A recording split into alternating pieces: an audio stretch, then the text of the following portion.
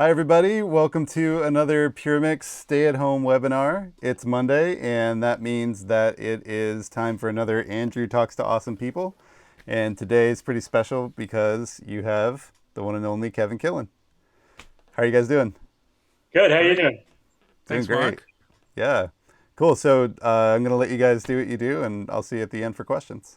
All right, Mark. Excellent. Thanks Everybody so in the chat, much. if you have questions and you're watching on Crowdcast, you can put them in the Ask a Question section and then upvote your favorite ones, and we'll get to them at the end. Yeah. Cool. And Greg Wells, I cannot see the chat, so there's no point in heckling me if you are. Hi, Awesome. Kevin. Hi, Andrew. How are you? Good. Thanks so much for doing this. Now, I'm in the UK. You are in New York, which is a little bit of a switch because you grew up UK adjacent-ish, though Yes. lots of people would have problems with me even saying that. And I grew up on Long Island. But you've worked on just a ton of seminal records with gigantic artists, but also some really cool records that are maybe slightly under the radar or just lesser known and things like Mhm. that. But I'd love if we could to start at the beginning because that's the easiest way to Yeah. go with growing up in Dublin, how you discovered recording was a thing and got into it, and sort of just your journey to get in. I grew up in Dublin. I'm one of eight kids, and I was sixth in line to the throne, as we used to So say. Catholic then. All Catholic, yeah, very Catholic. Yes, very Catholic, and we all went to church, and the church ruled large over our country, not even just our family. I went through the normal educational process. Went through elementary school, secondary school. When I got to the end of my secondary school, you had the option of going to university in Ireland, and I was interested in a number of different subjects. I was playing drums with some friends. I was playing guitar with some friends. I had my four elder brothers were really into music. So my eldest brother Dermot was into like Burt Bacharach and Stax and Motown, and my brother Declan, who's a year younger than him, was into the Beatles and Zeppelin and Deep Purple and like T Rex, and I got into all the mod bands from everything from like Thin Lizzy to Status Quo to, you know, you name it. There was lots of stuff that I would listen to, all the Chin and Chapman stuff and Susie Quattro and you name it. I was really into as a young teenager. And then, when I got to that point where I was wondering what I was going to do, I thought, well, I'll go to university. University in the UK, and especially in Ireland, isn't just not as an expensive proposition as it is in the US. So it's not like you don't think of it as being a death sentence, like we're taking out all these loans. So I applied. I applied. So there's a central sorting office that you send your application to, and it's a point-based system. So you basically have eight subjects you have to do in your final year of secondary school, and you can either do honors or pass, and each variation of them will have a different points accumulation. So I did quite a number of honors courses. I wasn't like super smart, but I was smart enough, and but I was intrigued with I was good at science, I was good at math, I was good at kind of history and geography. I was not great on languages. French and Gaelic were always difficult for me. English, I was good with English, but not the foreign languages. And so I decided I was interested in architecture, science, and engineering. Like they were the three different things. So I applied based on those kind of interests, and so when the results came out, I realized that I had missed. My first choice was engineering, mechanical engineering, because my eldest brother was a mechanical engineer, and he was like, "You should do a you should do a mechanical engineering degree." And so I missed the threshold by 1 point. So you, Ugh. you had to have 31 points, and I got 30. So I got on the wait list essentially, and I was on the young side. I was like 17, and so I thought, well, maybe I should just wait another year and see if I'll just reapply. And it meant going back and repeating the year and just targeting those subjects that I felt I didn't quite, amass the correct number of And points. of course, you could have lost a point in French to keep you out of I engineering could school, have, yeah, but right? I took a pass course in French. Yeah, exactly. But I mean, it wasn't because you missed it in anything that was related to what you wanted to No, study. It's just aggregate points. just There you go. aggregate points over Right. over all these eight. So exactly, yeah. So it's a luck of the draw, and just like what questions they ask on that given day. Right. And these are written exams, 3 hours, and you sit there and you're in a big hall with everybody else and you're sweating it out, just trying to get through the whole process. So I went back, I repeated the year. I went to a specialized school that kind of targets students who want to amass more points on the test. So I went to that school, and the next year I got 31 points. I'm thinking, great, I'll get in, my first choice. And it turned out that there was such a high pool of applicants that they upped the threshold by 1 point. I got on the wait list again. Automatically, though, I got offered my second choice. So it was engineering, science, were my first two choices in the university system. Architecture was outside of the university system in a different independent college. So I decided, okay, well, I'll do science. I like those subjects. So I went into my first year into Trinity College Dublin, which is also where my eldest brother had gone to college. And so it's a big lecture style kind of place.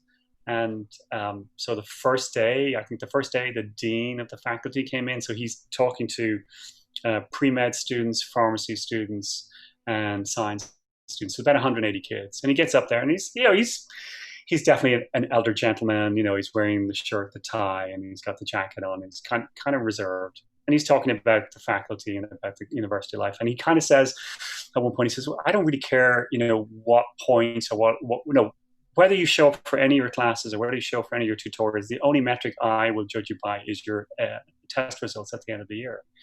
And I'm thinking, oh, that's kind of deflating. I'm supposed to be in an institute of higher learning. Yeah. And, I've worked really hard to get here, and this is the first thing you want to say to me. So I was kind of like on the back foot from that moment in time. Now, I had some great professors and stuff like that, but got through the first year. That summer, I took a summer job just to make some money. I think I worked on the local transportation system as a bus conductor, collecting fares. And then I went back for my second year, and I started to have doubts about whether I really wanted to be, like, the second year you're supposed to choose which path of science. So I liked microbiology, I liked zoology, and I liked botany. They're kind of disparate, aspects of that field of study. But I thought, I could be interested in any one of those. But probably around February, I started thinking, I'm not sure I really want to do this anymore. Like, I really started to feel like this wasn't my path. And I saw a documentary about the making of an album. I think it was an XTC. I thought it was Skylarking, but it might have been one beforehand with Hugh Padgham and Steve Lillywhite, maybe their third album. And it was on the BBC, and I thought, wow, that looks really interesting. It's music, it's science, it's engineering, all the things I'm interested in. So I let it stew for about a month. And, I was living at home because, Trinity was just 3 miles from where I lived. So there was no point in paying for dormitories and stuff like that. So I literally pulled out the Yellow Pages one day at our spring break, and I looked under recording studios. And for those of you who don't know what Yellow Pages are, that's the big old phone books, Yeah. So I'm dating myself here. So I looked up recording studios, and there were 8 studios in Dublin. And I thought, well, I think I'll just go around and knock on the door. So I literally went around and knocked on every door. And, most of them, there are a couple of managers who kind of entertained my kind of, inquiries and stuff like that. And this one guy, Pat Murphy, who ran the studio called Lombard Sound. And he was, the best way to describe him is really a curmudgeon. He was really, probably 70, chain smoked, drank nothing but coffee, cussed like a, just, really just cussed all the time. And he said, what do you want this effing job for? You never make any money. You'll never get any sleep, and blah, blah, blah. And I said, look, I think I'm really interested in. I just maybe want to do it as an internship. He said, well, we have an opening. You'd have to start in 3 weeks. I thought, okay. He said, come back for one more interview. So I went back a couple of weeks later. And before I went for the interview, I asked my dad, could I borrow a jacket? And he said, well, I have this nice white half-cut jacket. It looks like a bit like a raincoat, but it's cool. It's kind of trendy. And I said, okay, let me borrow that. And so I went in, and I cleaned myself up. I went in, and Pat goes, where'd you get that jacket? I said, that's my dad's. Oh, you got good style, good taste. Okay, you're hired. So I got hired. So he says, on the basis of my dad's jacket. So always dress up for an interview. Always dress up for an interview. That's what you learn, yeah. So I literally started a week later. I remember the first day I went in. So, they call them tape ops in the UK. And I walked in on the first day. I met the owner's son, who was also a tape op. And he basically showed me, in the hour before the session started, he showed me where everything was. And then the engineer showed up. His name was Philip Begley, and the producer Bill Whelan showed up. And literally, first day, I'm in the control room. Like, I literally walk into the control room, and they're telling me what to do. Like, and that's where it started. And I thought I had just walked up onto the bridge of the Starship Enterprise, and I was happy as a cat. I mean, I just couldn't believe my luck. Now, And when was this? Just to this was in 1979. Yeah, right. yeah, yeah. So it was a little small 24-track studio. Had a Studer A80. Had Dolby A on it. We had a customized Helios console with a discrete monitor section, 36 in, 16 discrete outs. And then we had a Studer A80 quarter-inch and half-inch machine. And then a couple of effects. I think we had, what did we have? Maybe we had a couple of Keypexes, something like that. Yeah, and tape slap, and we had one echo chamber and one EMT plate. That was it. Yeah. So that's how I got into it. So what was great about that environment was that, the studio, it really was open 24 hours a day. And one of the owners was a jingle writer. So he often, Monday through Friday, the first sessions of the day were always like jingles, either people pitching for jobs for commercials or actually doing a full-fledged commercial. So, that, I don't know if you ever did jingles, if you ever. Yeah, a little bit. Yeah. So what that is. It's fast and furious. You have to be prepared. It's a great training for a young engineer because you really have to understand balances. You have to understand microphone placement and gain staging and all that kind of.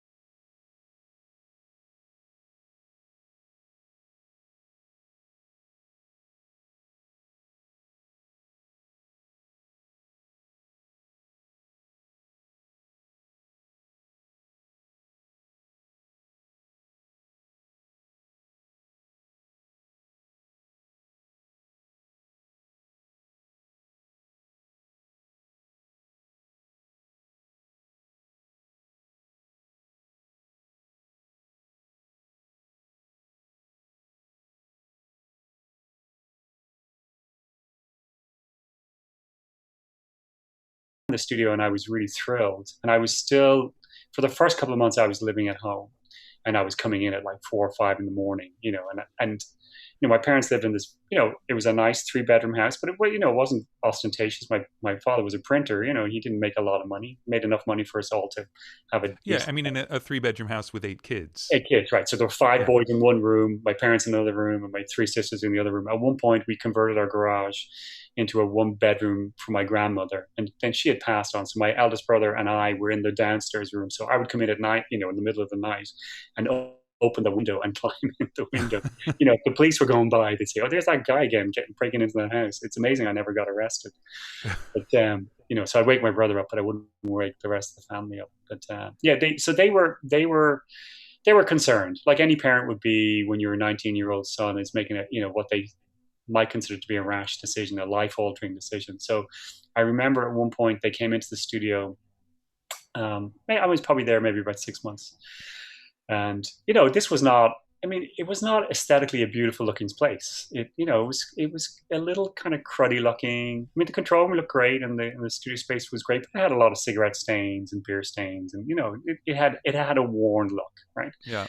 And so, like I said, my parents, we didn't come from a wealthy position, so they weren't overly sensitive to that kind of stuff. They just were like, oh, they were just observing what it was. So they walked in, they went, this is what you want to do? And I was like, yeah, I love this. So what was really interesting was I'd worked there for a year and a half.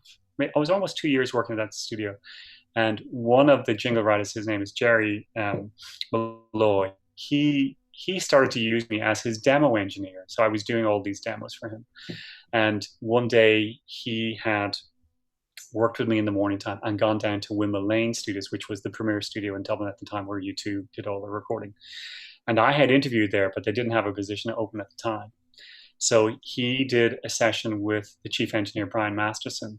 And at the end of their session, Jerry said, oh, could you copy from this reel of tape, onto cassette, these other jingles, these demo reels, so I can just have them all on one cassette? So Brian was like, no problem, set up the 1/4-inch reel. And as he's listening down, he said, oh, who did these? And Jerry said, oh, it's this young engineer, Kevin Killen up at Lombard. And Brian asked me, so what's he like?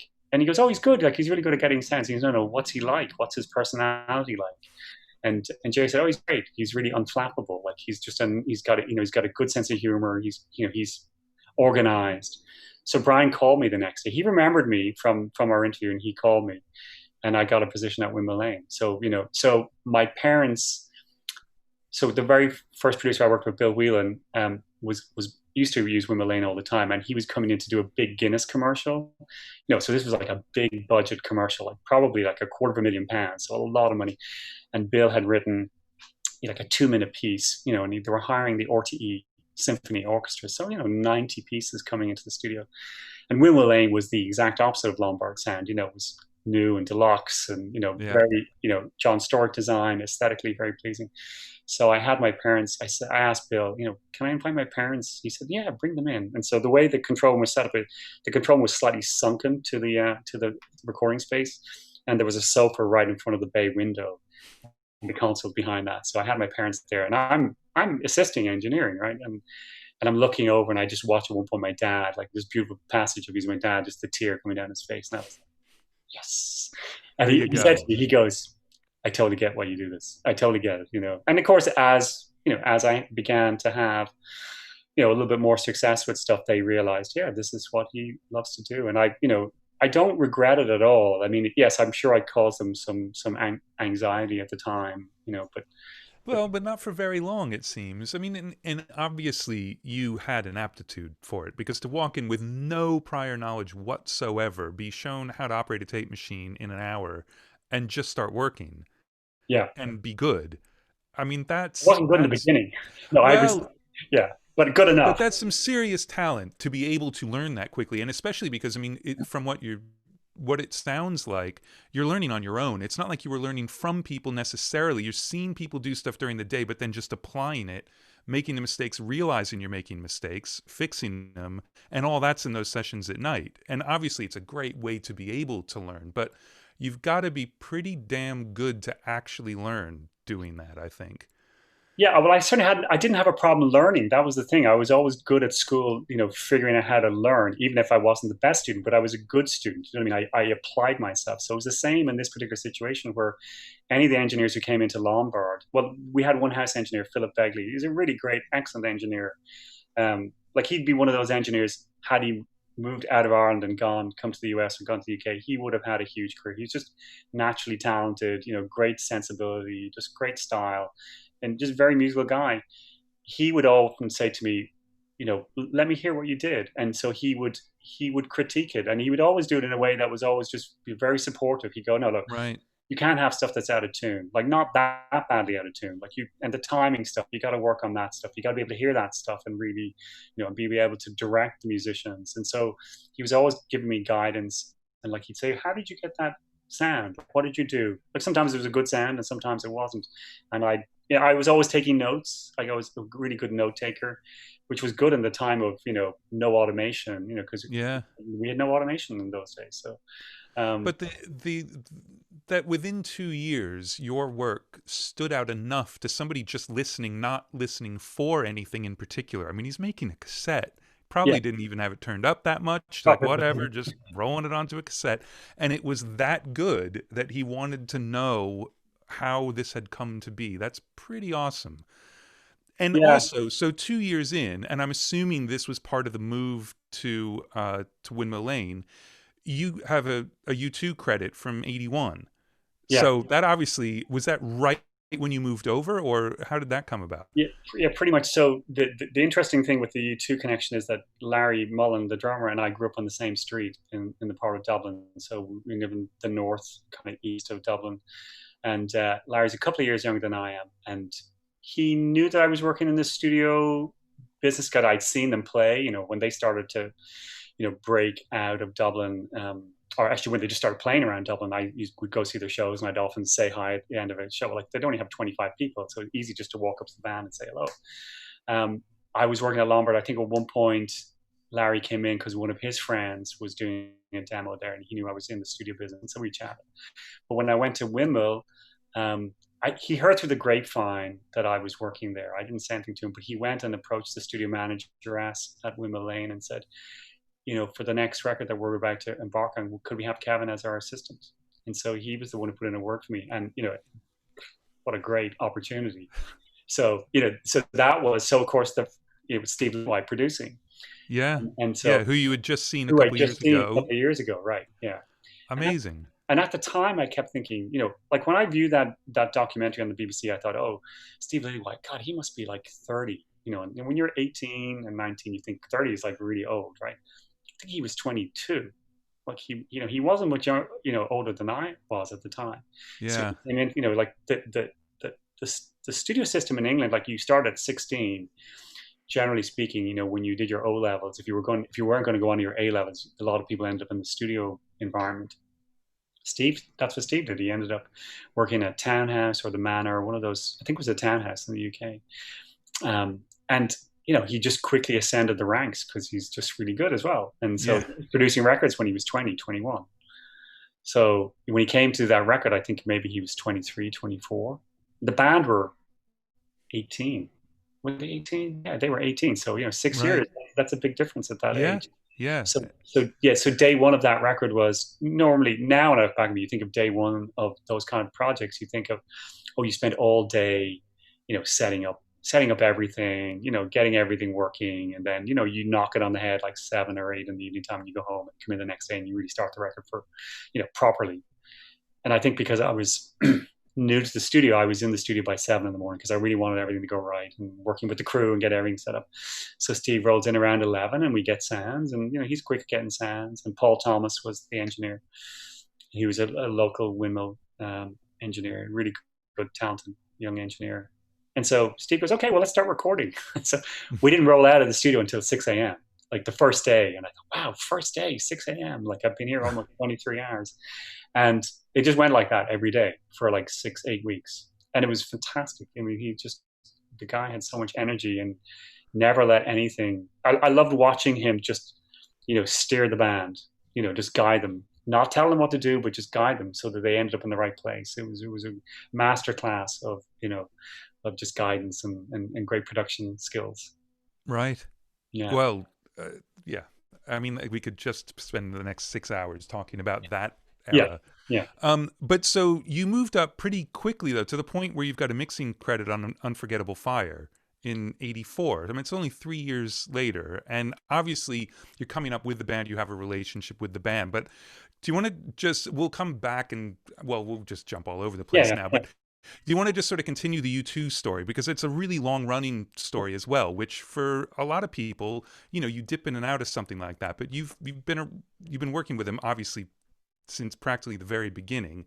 But it's not like, you worked on a couple albums and then that was it. So, well, I kind of did. And in some ways I did. I with them through War, Under a Blood Red Sky, Unforgettable Fire, and then I was supposed to start the Joshua Tree. I kind of did start the Joshua Tree and then dipped out of that. And then I was supposed to come back in and mix it, or, mix some of the songs with Dan. But with Unforgettable Fire, the band had been rehearsing outside of Dublin. They'd been, they decided to ensconce themselves in this castle, 40 or 50 miles north of the Is city. that the one that's on the cover of the No, album? actually, no. That's it isn't. Yeah, that's a different one. That's just Okay. a shell of yeah. Oh, okay. But, Anton Corbin, God. and yeah, I know. Oh well. It wasn't too far removed from that. I mean, it was called Slane Castle at the time.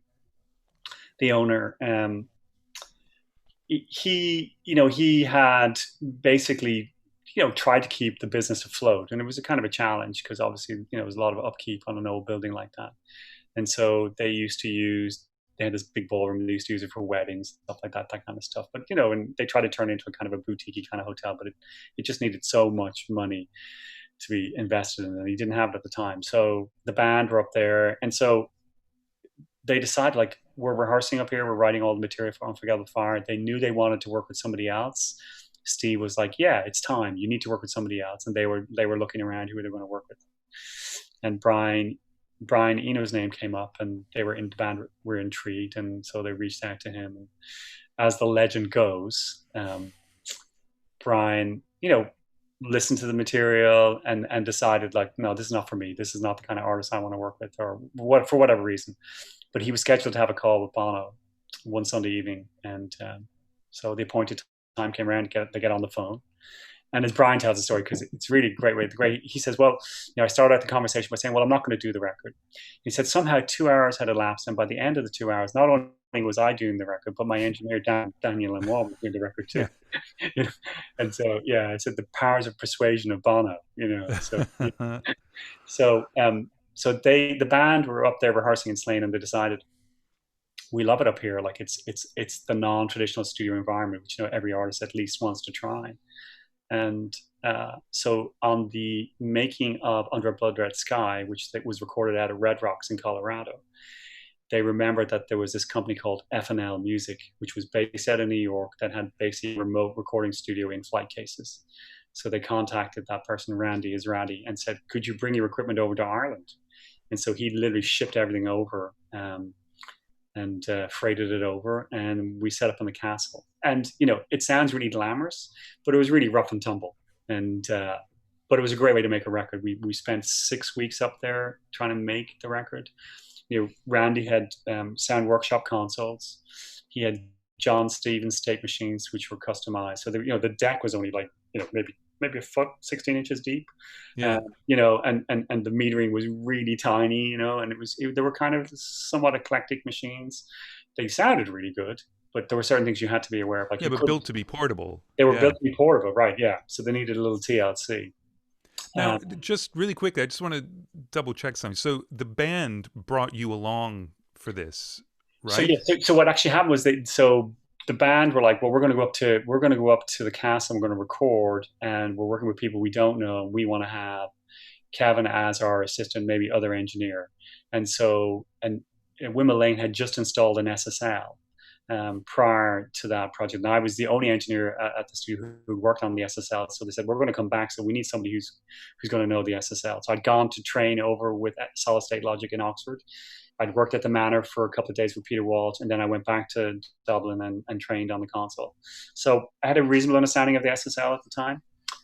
So we went up to the castle. We did 6 weeks up there, and Dan was like, well, if you want to engineer, great, but I'm going to engineer for Brian or for Brian. I was like, that's fine. I'm here to help. I want to be involved in the record. So as Dan's role evolved into more co-producing, my role evolved more into engineering some stuff. And then we went back down to Windmill, because I really understood the console. I was kind of teaching Brian and Dan just basically how to use the basic functionality of it. Like all U2 records, at one point we ran into a time crunch, where there were certain songs that were the focus songs, and other songs needed to be worked on. And the band were scheduled to go to Australia to start a world tour in support of this upcoming record. And Bono was working on lyrics, which he always does right to the end. And we were really reaching that threshold where if he didn't get them all complete, like, we wouldn't get the record done in time. And the crew were getting ready to leave to go ship out to Australia along with the gear. And there was one very pivotal meeting where Paul McGuinness, the manager, sat everybody down and said, you've basically got 2 weeks to finish the record. And we really didn't have any songs completed. Like, maybe Pride in the Name of Love was finished kind of, and sort of Homecoming was, but Bad was still kind of being work in progress, and everything else was still a work in progress. And Bono was like, well, it would be great if we just, why don't we just postpone the tour? And Paul was like, no, you're not postponing anything. You got to figure out a way to get it done. Yeah. Yeah. So, after he left, Brian and Dan and I, we were like, well, how do we do this? And Brian says, well, Kevin, you're young. You can stay up all day, right? I go, yeah, I can stay up. So, okay, I'll take the day shift and Dan will take the night shift. We'll do 2 shifts. You can engineer or do whatever you need to do. And that's what we did for the last 10, 11 days. We just pulled, 20, 22-hour days. And, I stayed in the studio for the last 5 days, literally just slept for a couple of hours on the couch and got up, and we had a shower, we had showers and stuff like that. We also had catering at the studio. So, we were getting fed. So it was just about doing the work. And yet again, when you're young and you're really loving a project and you're loving all the people you're working with, they're like, who cares? It's just great fun to make music. So without digressing too much, but I'm just curious because you had the opportunity to work with the same band and obviously different stages of their career. I mean, I think it was a real shift around Unforgettable Fire as well to like global holy shit superstars instead of like singles that were big and whatever. It was, so obviously the band was evolving too, but just I'm curious your take on the differences between Steve Lillywhite and and Lanois, because obviously Lanois is producing as well. But just did you feel as though there was anything I don't know, just how would you contrast the way those records went, or sort of did you change your perception of the band in any way, seeing them through someone else's eyes? Or well, certainly I saw their growth, because up to a certain point they had a certain sound, right? It was a very energetic sound, right? That was something that Steve really extracted from them, and something that they also embraced. And then there was a conscious decision to try and come up with a different sound. And that's always hard for any artist, no matter at what point they're in their career, where they're suddenly going to take a left field tangent. And I think they had really listened to a lot of Brian's work and some of Dan's work, and thought there was a couple of records that they had both done either separately, one record together, this record called The Pearl by Harold Budd. Yeah, beautiful record. Yeah, beautiful record. And Edge was really intrigued when he heard the story about that this was basically just a piano record that had been treated. And I think that's what beguiled him. He was like, well, would that work for guitar? How would this work? And so it's their fault. So it's kind of their fault, yeah. So, but he was also searching for that same thing. And I think Bono was looking for, certainly up to that point, one could say that U2 had anthemic songs. There was certainly that in their arsenal. And when you saw them play live, there was always that. It's almost like going to a religious service. There's a moment of reverence where it just all comes together and everybody gets elevated at the same time. But in those days were all smaller settings. There were maybe 1,000 people in the club, or maybe only 500 people. But there was it's very magnetic. But the band aspired to have a much bigger sound. And it's not that Steve could not get that sound. It's just he also recognized that they needed to do something. It's like, I think George Martin once said, somebody had asked him in an interview, like, why, other than the Beatles and maybe America, why he'd only ever worked with an artist only once. And I'm paraphrasing what he said, but it was something akin to, well, on the first record, I'm George Martin, and thereafter I'm just plain old George. Right. And I think, we all understand, like, you become so familiar with the artist, and they're so familiar with you, that it's hard to surprise each other. Yeah. So sometimes you have to change just to force growth. Well, and you also see their influence as an internal thing now. They're just part of the band, so they're not going to surprise you necessarily, right, even though you had no idea about what they brought to it before they showed up the first time. But yeah, I mean, there are very few bands that have that sort of long time thing with one producer. And even right, if they come back, they'll always go off and want to try stuff. And so God, we could stay with you two for a while, but let's branch out a little bit. And so how did you get pulled into, so Peter Gabriel, so we'll talk about that for a bit, because that's just an insane record. Did you get brought along with Daniel for that record, or how did that happen? No, so at the end of Unforgettable Fire, we all went our separate ways, and I actually left Windmill at the time. So my boss Brian, at the previous Christmas, when they did the staff review, had said, look, at a certain point, you're going to outgrow this place. So not that we don't want to keep you on staff, but I think for your own kind of growth and career, you need to start thinking about where you want to be in a couple of years' time. And I was 24, so I thought, okay, where would I, where would I want to be? And I didn't really know the answer to that question, but I got to work with Brian and Dan, and the band were also saying, hey, like if you leave, maybe you can come on the road with us, or maybe you can go to the US or go to England and try your hand as an independent engineer. So everybody was kind of giving me the sense that, it was my time. I needed to move on to kind of establish myself as an independent engineer. So those conversations were going on during the making of that record. And at the end of it, I left the studio. I did actually go on the road with the band. We toured the UK and Europe from September through. I didn't do the Australian leg, but I did Europe and the UK. And that went through November. And what were you doing? Were you mixing front of house? No, so I was doing a multitude of things. We had a film crew. So the film crew that did the video of the making of Unforgettable Fire, they were also on the road with us. So it was a video documentary. I was also recording some live shows that were the basis of those U2 Wide Awake in America EPs. Right. There's a United States version and a European version. So all those recordings came from work I had done. We did a live single of A Sort of Homecoming with Tony Visconti at Wembley Arena. Yeah, we'll come back to Tony because that's another thread we're going to pull at.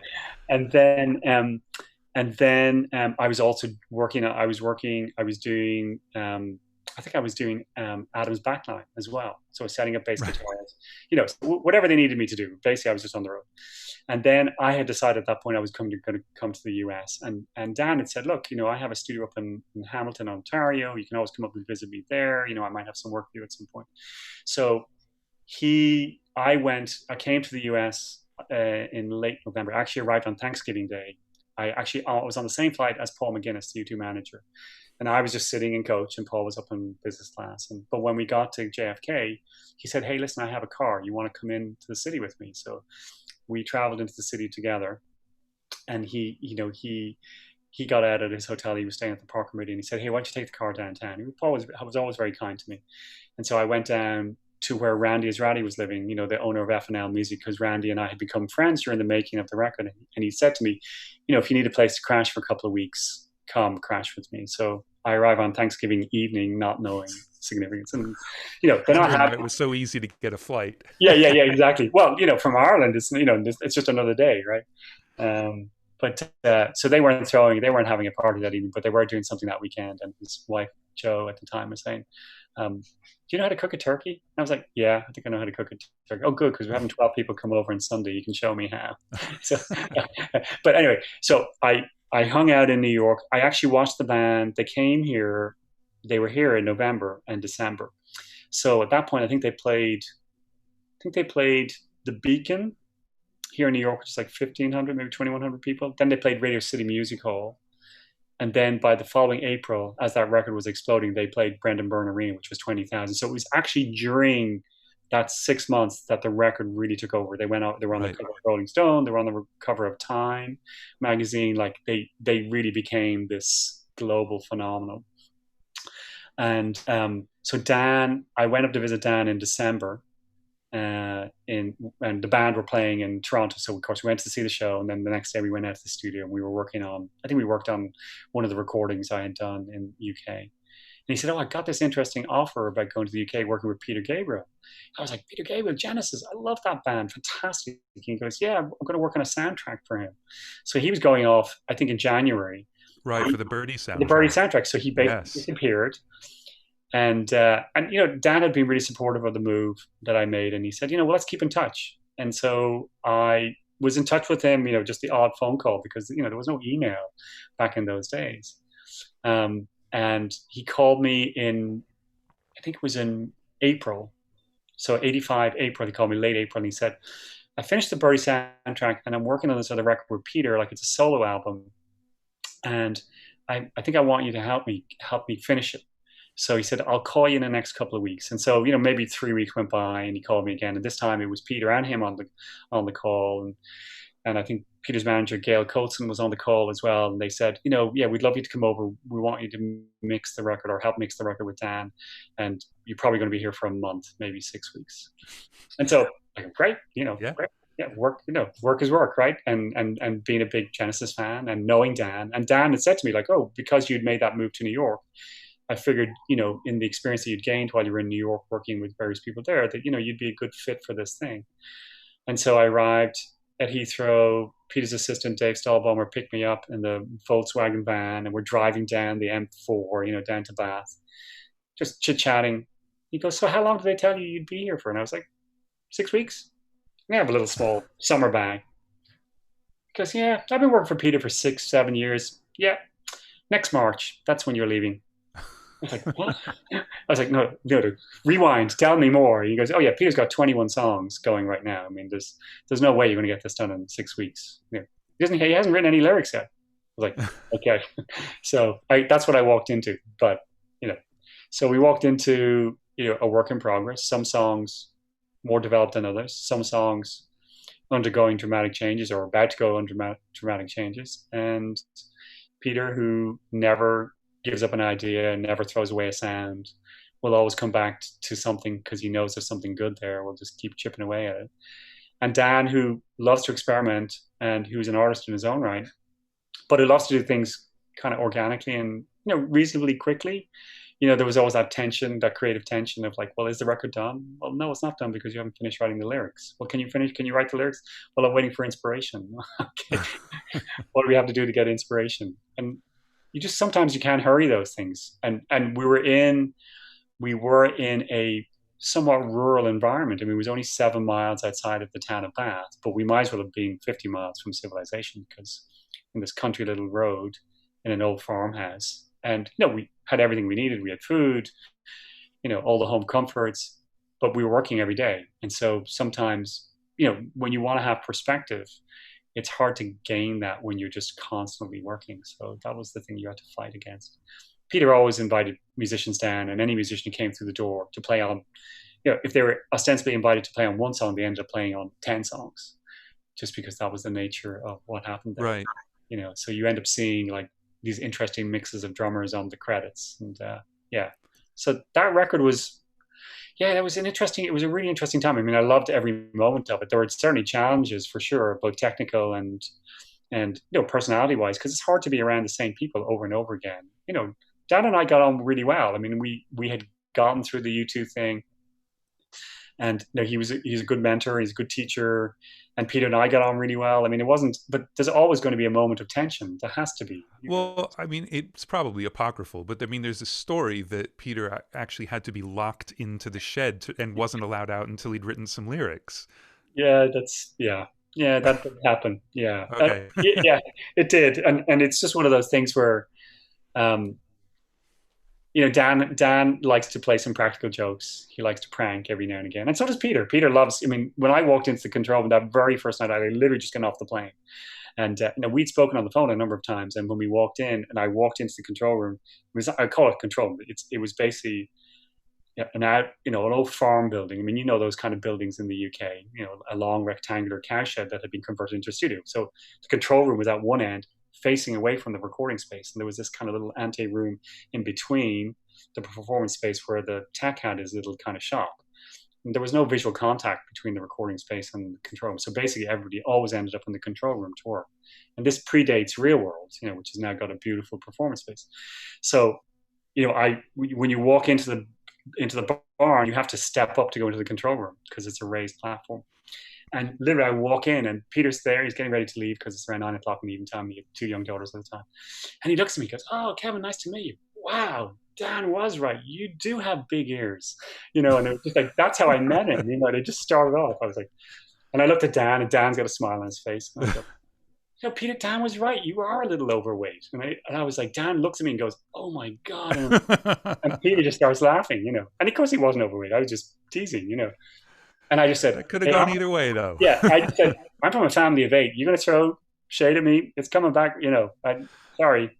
Brilliant. Let's understand what the parameters are, And I don't want to take too much time talking technical stuff, but I mean, when you say when someone would show up, they would then end up playing on 10 songs, and then you take that by 21 songs and you take it by 600 musicians that show up. And I remember reading articles like in Mix Magazine back in the day about how some of the stuff was on early digital tape and analog tape, and there were transfer problems, and just the logistics of keeping that record together must have been at least as difficult as any creative stuff that happened, and it had to have gotten in the way of the creative stuff sometimes. It did, absolutely, yeah. And that was a source of endless frustration for Dan, because I mean, Dan was, his primary concern was always to extract the best from any performer, and that's, he's genius at that, and creating an environment in which the artist can thrive, and he excels at that.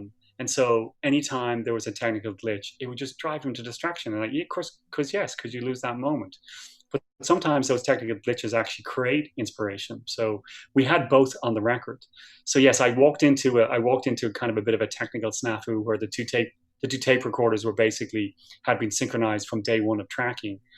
They were basically A80 machines, but one was modified, and one had a DC card and one had an FM card. And Adam Smith was assuming that they both had FM cards. So the second machine was drifting ostensibly the whole time. And so, they're just recording, do multiple takes, and sometimes taking the first pass of the record and putting it on the B machine for playback and compounding the problem. And it's only afterwards, when everybody left, that they, lined up reel 1 with reel 8 and realized they just started drifting apart, right? So that was one of my jobs, when I got there, was like, can you figure out a way to make this work? And so, it became like a science project for me. It was like, okay, yeah. As long as the pitch is correct, then we can figure out a way. And we devised all sorts of kind of clever little schemes to kind of come up. One of Peter's, I guess, old, either college, university friends, or maybe it was pre-college, had started AMS, Advanced Music Systems, I think. Yeah. And so they had just developed the sample lock, card. And I think the standard model was like 2.5 seconds. And I think at one point Peter was talking to him and described the problem. He says, I'm going to send you a card. And he sent down this card that had 14 seconds of sample time in it, sample lock time. And no matter whatever piece of song we were working on, we always got 4 measures of music in that. But it was mono. So so there was an ingenious system of like sample locking whatever we were trying to fly in. And then there was a trigger sample in the back. So we'd take a 57 and plug it in the 1/4 inch in the back. And then you'd either tap the 57 and, I'd either tap the 57 to start the sample and Dan would punch in, or vice versa. And we'd take turns doing it. And you'd have to do the linear thing, like go down through the arrangement. And one of the great moments was when Peter had said he'd found this cassette of Stuart Copeland playing drums on Big Time. And he liked the vibe of it, but all Peter's demos were done to this Lin 9000, drum loop. And so it just didn't quite groove with it. And he said, if you could make that work, could you find like parts of it that would lock in with the drum pattern? We were like, okay, well, there's a job. So we took the reel of tape that he played on, we put it up against the click, we found 4 measures of verse and 4 measures of chorus, and then literally mixed it in mono onto the ATR machine, and then used that as our sample source. And then literally started at the top of Big Time and just literally went down 4 bars at a time, just, punching in, punching in. Which, something that would take you 20 minutes now and you'd have 6 options. But it didn't, but you wouldn't say, no, it's really difficult. You just did it. Just did it, yeah, because that was the gig, right? That's what Peter asked. And he just said, could you demonstrate it for me? So we did. He comes back and he goes, wow, it's great. He did some amazing fills. Could you get those in? And we were like, okay, now we got to do it again. Yeah. But, we did a parallel track with the fills and we used the audio. Right. Yeah. But there was a lot of really interesting challenges. Well, we got to go sideways just for a second, because so obviously that record had the duet with Kate Bush. Mm-hmm. And my wife is sitting next to me, but I can say that I was obsessed with Kate Bush for a very long time. Right. Did you work with her at all on that record, or was that already recorded by the time you got there? And did that have anything to do with you working with Kate later on? And then we're going to talk about Kate for a while, because we have to. So I had met Kate in Dublin at Windmill Lane, because my first producer, Bill Whelan, was her contact person for sourcing Irish musicians. Her mother, was originally from County Waterford, which is south of Dublin, and so her mom grew up in the UK, married an Englishman. Um, and so she always had an affinity for Irish music and Irish culture, Kate did.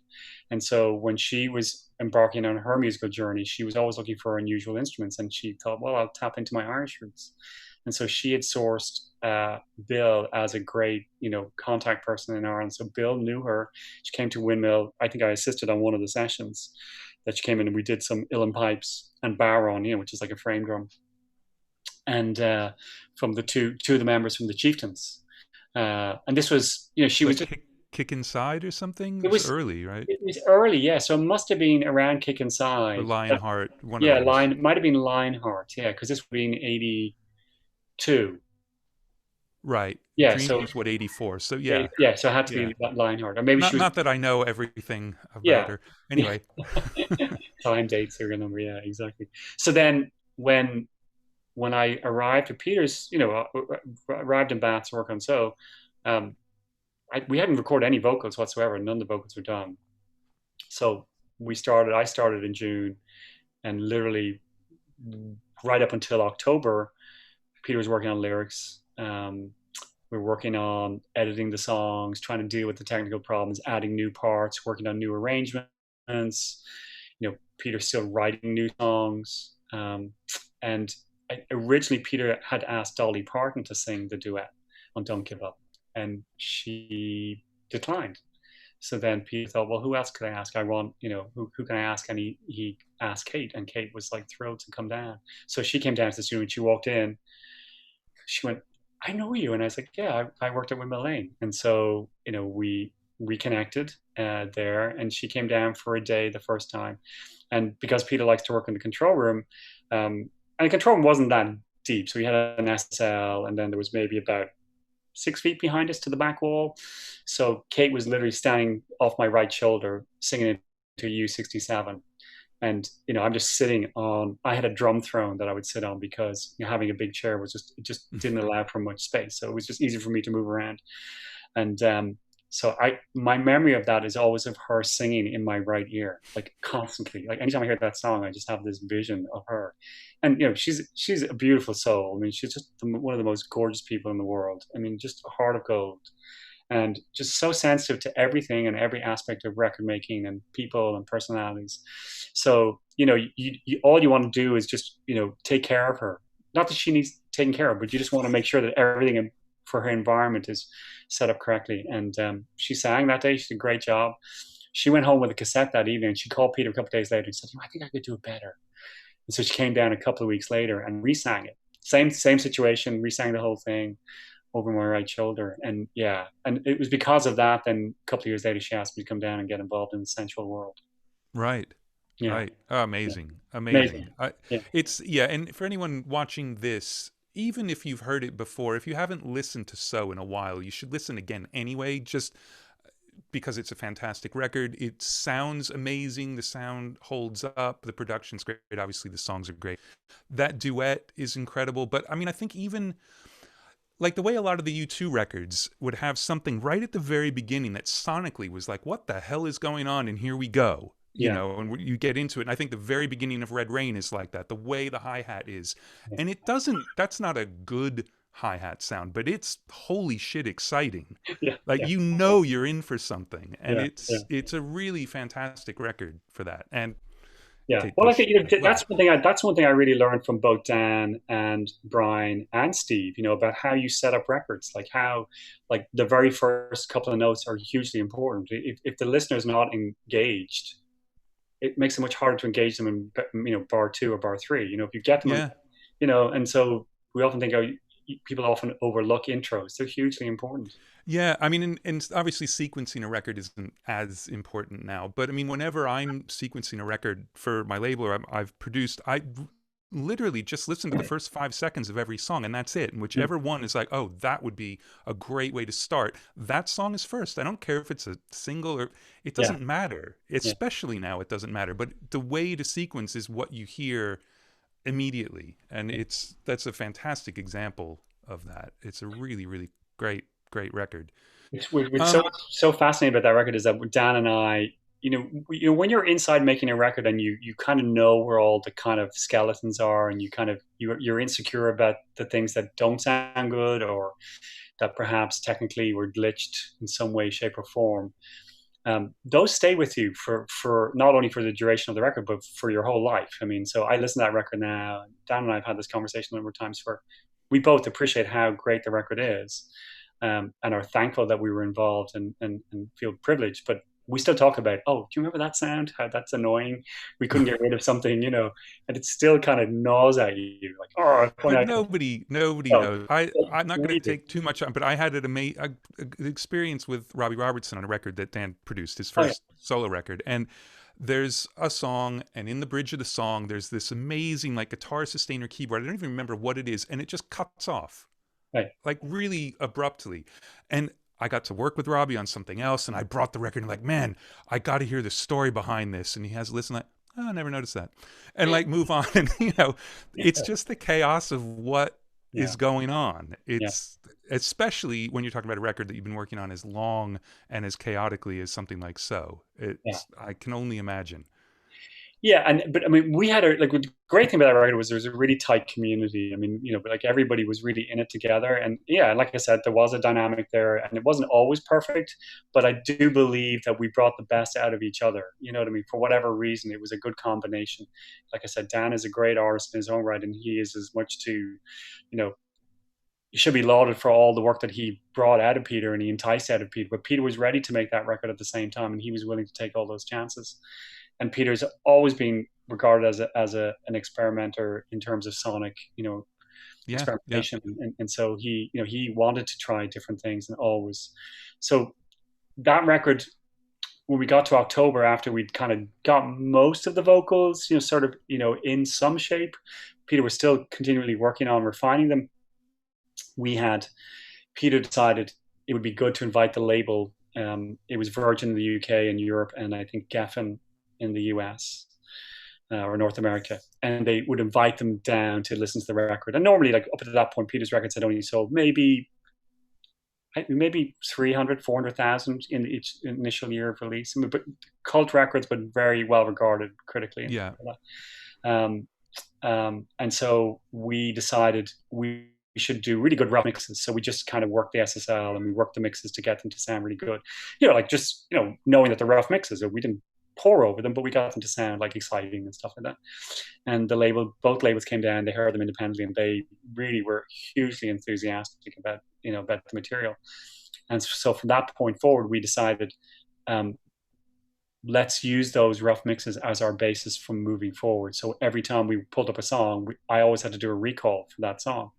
And so any decision made thereafter was always based on that recall. So we never really got into it like, get to January or February, okay, we're going to mix the record, pull all the faders back down again, and start again from scratch. We had these mixes that kind of were in. But it's the only way you survive a project of that scope. I mean, the Michael Jackson record I was on for a year and a half was the same thing. Yeah. There was automation. Like you had to, because otherwise you don't really know what you've got, because you've got so many different versions of the song running alongside. And right. And to remake all those decisions would just be, because he'd want to rewrite and re-sing if he heard it a different way. Right. Yeah. Oh, Peter was constantly always looking for another track to sing. He's like, I got this other idea. And so when you were working on it, did you guys, I'm curious, because to me, Sledgehammer is sort of an outlier. But I mean, obviously Peter's, anyway, he's so eclectic on all of his solo records. But I'm curious, like, where did that song fit into the record for you guys? Was it just another song you're working on? No one thought of it any differently? Or you thought like, wow, this is a lot more sort of pop or radio or something? Or did it stand out while you were working on the record? I mean, the first time I heard it, I thought it was a pop record, but it didn't seem more pop than Big Time. I thought Big Time was really pop. Yeah, well, they're of a piece. Yeah, they're of a piece. Yeah. And In Your Eyes too, but In Your Eyes became that way over time. It had those elements. The initial arrangement of In Your Eyes that I heard, it was originally called 61. It was a slightly different configuration, and it was much more up-tempo in the verses.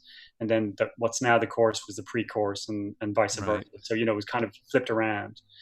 And at one point, I guess Peter was struggling with the lyric, or he was just struggling with a certain aspect of the arrangement. And one day he just said, let's mute all these parts here. And he muted. He said, I have this idea. And he pulled out these chords. He said, I think this lyric will work over this bed. Now we have to figure out a way to get into the next section.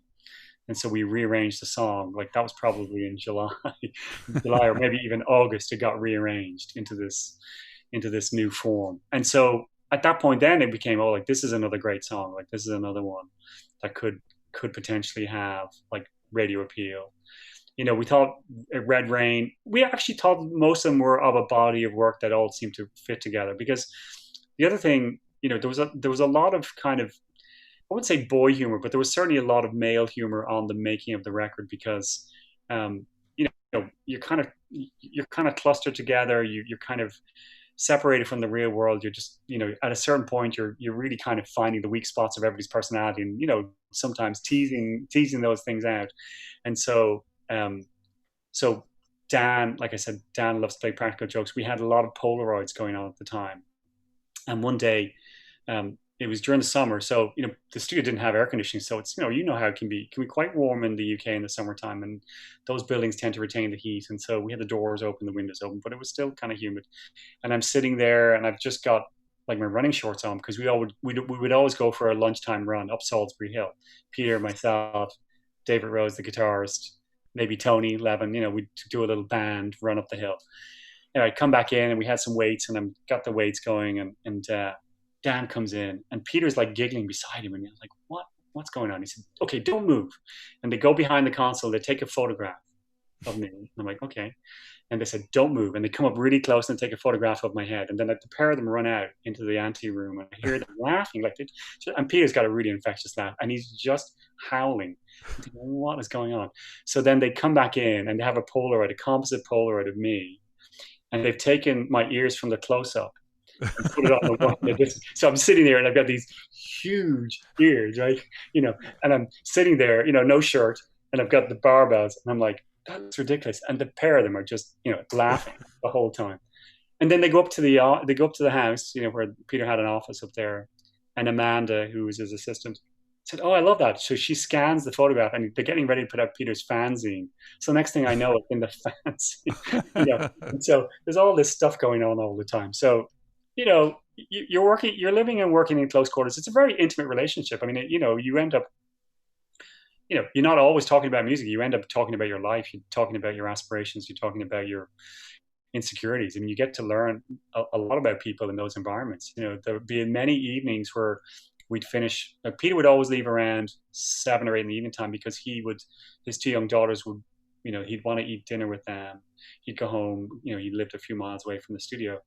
But he was always in the studio at 9 a.m. because he was dropping them off to school. So that was his work day. Dan and I would maybe work till 11. Dan would then go to bed. And then I would look at my whiteboard where all those tasks of things that needed to be recovered or fixed. And I would sit up until 3 or 4 in the morning doing those things. And if I had a guest musician, if Tony or David Rose was down, we'd maybe grab a beer and we'd chat. And, you know, you just end up, you know, this was my family for that 10 months. I mean, it really was my family. So I didn't really see that many other people. And yeah, it was a really great experience. I mean, talk about a formative experience. So did I think that, yeah, all those songs were all the same body of work. There was another song called Courage that was supposed to have made the record. Peter could never finish the lyric. And he finally finished it for the 25th anniversary version of the record that they put out a couple of years ago. Right. Yeah. And then Chad Blake mixed that one. And I remember listening to it thinking, oh, it's a great mix, but it sounds exactly like it did. You know what I mean? Yeah. But with Chad's slant on it, you know what I mean? But you know, it's fantastic. That's brilliant. All right, one more Peter Gabriel thing, just because it was confusing when I was basically stalking you on the internet, is you've got a production credit on Biko from 1987. So is this a single reissue thing? Was this for Nelson Mandela something or other? Yeah, there was an anniversary, and we recorded on the So tour. I think I recorded a live show down in Baltimore. And then that version became like this single version that I went out. It was part of some film. I can't remember. Cry Freedom, I think it was. Oh, right. Okay. Yeah. Right. Yeah. So God, we're going to go all over the place, but there was something that I noticed going through your incredibly diverse discography, is that you've made a lot of records with really, really strong women. Mm-hmm. Like tons of them. And so just obviously you can start with Kate Bush, then you can go to Patti Smith, who's queen of the strong women, but Jane Siberry, who we're definitely going to talk about, Sam Phillips, Tori Amos, Polly Cole, Laurie Anderson, Jewel, Anoushka Shankar, Joan Osborne. Like, it just goes on and on and on. And I'm not, we don't have to come up with a reason for it. It doesn't have to be anything about it, but I wonder, are you as a music fan drawn to strong female artists? Or is it just something that happened completely randomly? But it's quite a list. Yeah, it started to happen.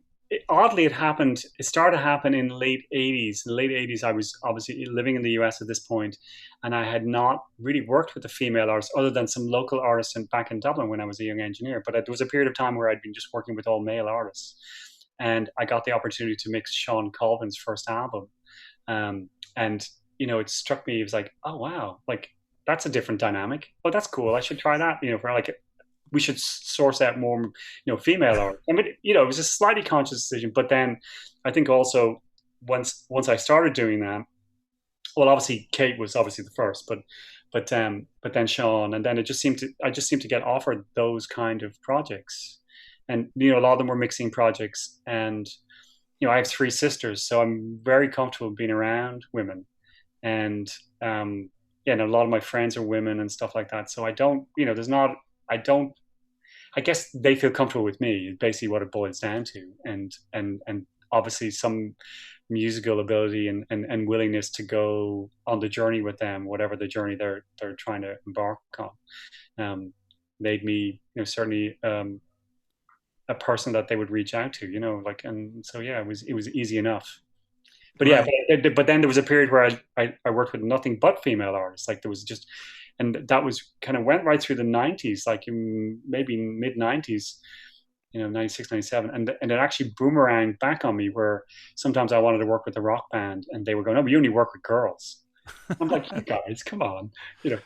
Yeah, did you forget the other 12 years before that? Exactly. Yeah, you too. Yeah. All right. Well, so if you don't mind indulging me, because sure. What the hell, can we just talk a little bit about Central World, Kate Bush? Yeah. Just what it was like to work on an entire record project with her, because she's, I mean, certainly very innovative, always looking for different things. She's always been very much in control of what's going on, but then, has had producers she's working with. So I'm just curious what it was like, and well, yeah, just what it was like, basically. So it was really fascinating with that one, was because she had called me. We'd kept in touch after and she called me one day. I think I was in the US. I was finishing a record with Elvis Costello. It was the first record I did with him. And she said, was that Spike or was that Spike? Yeah. And she said, are you going to be in England soon? And I was like, I'm actually going to be there in 5 days. She said, can we meet up? I said, of course. She said, I'd love to play you something and I'd love to get your opinion. I was like, okay. So I ended up in the UK. I go down to her studio in the southeast of London. And she plays me, I think, 6 songs that were mixed and mixed by Julian Mendelsohn. They sounded absolutely fantastic, like great sounding mixes. And she said, what do you think? I was like, well, I can't fault the mixes. The mixes sound stunning. I mean, they're just beautiful. And she goes, and I was like, well, for me, it sounds like the record's unfinished. And she goes, thank you. That's what I've been saying. Because she felt the same thing. She felt like the record was unfinished and there was still more for her to do. So she said, would you be interested in coming on board and just helping me take it to the next level? I was like, of course. And I said, if you want Julian to mix it again, that's fine. I'm happy to sit in the engineer's chair and just work, And she had her own studio and her mom was there and her dad was there. And so what we did was we decided we would work 3 weeks on, a week off, 3 weeks on, a week off, just to kind of get a flow. And so we did that. I think we did that for the best part of 6 months. I think I was doing something else in the UK, and those weeks off, I'd maybe either go back to Dublin or maybe I would just go down to Peter's and do something down there. But I would basically was working with Kate, and she basically just opened up all the songs again, and she decided like I needed some strings. She invited the 3 principal singers from the Radio Sophia State Choir. We had John Giblin So came they back. weren't on the No, original they version weren't of on that the no, record. they weren't on the original version, and she still had Sure. some other songs that she was working on. So we had John Giblin came back in and played some bass. Dave Gilmore came in and played guitar. Yeah, there was a bunch of overdubs. Yeah, and we went to Abbey Road and recorded strings. That made So a whole record's worth of but stuff, yeah, we did. basically. Well, it wasn't a whole record, but there was certainly a lot of stuff that was done. And at a certain point, you know, we were putting rough mixes up on the board, and she felt comfortable. Like I said to her, if you want somebody else to mix this, I'm not opposed. I don't need to mix it. But we had a good relationship. Like I love the way I'd been a big fan of Julian's work, so all the stuff he had done with Trevor and stuff like that, I thought, well, I'd love to watch him mix, and just see what he does. But we started doing mixes at her studio, and it just evolved into like the full-fledged thing, and it was fantastic. It was a great experience because she, like I said, she's such a sensitive musician, but she's really thorough. I mean, there's no stone left unturned on any of the projects. Like when she's really happy with something, then it's done. Like, and Right. she's not difficult to work with. It's just she is searching for something. She knows what she wants to hear, and then it's just that journey. And sometimes it's either a sound or a part or a combination of both, just to get it to that place where she feels like, yeah, that part is now covered. We had a great experience with the three principal singers. We'd gone up to a studio in London. I believe it was Angel Studios in Which North London. just closed. Yeah, just closed, right? Yeah, sadly. Nice place, lovely people, and nice sounding rooms.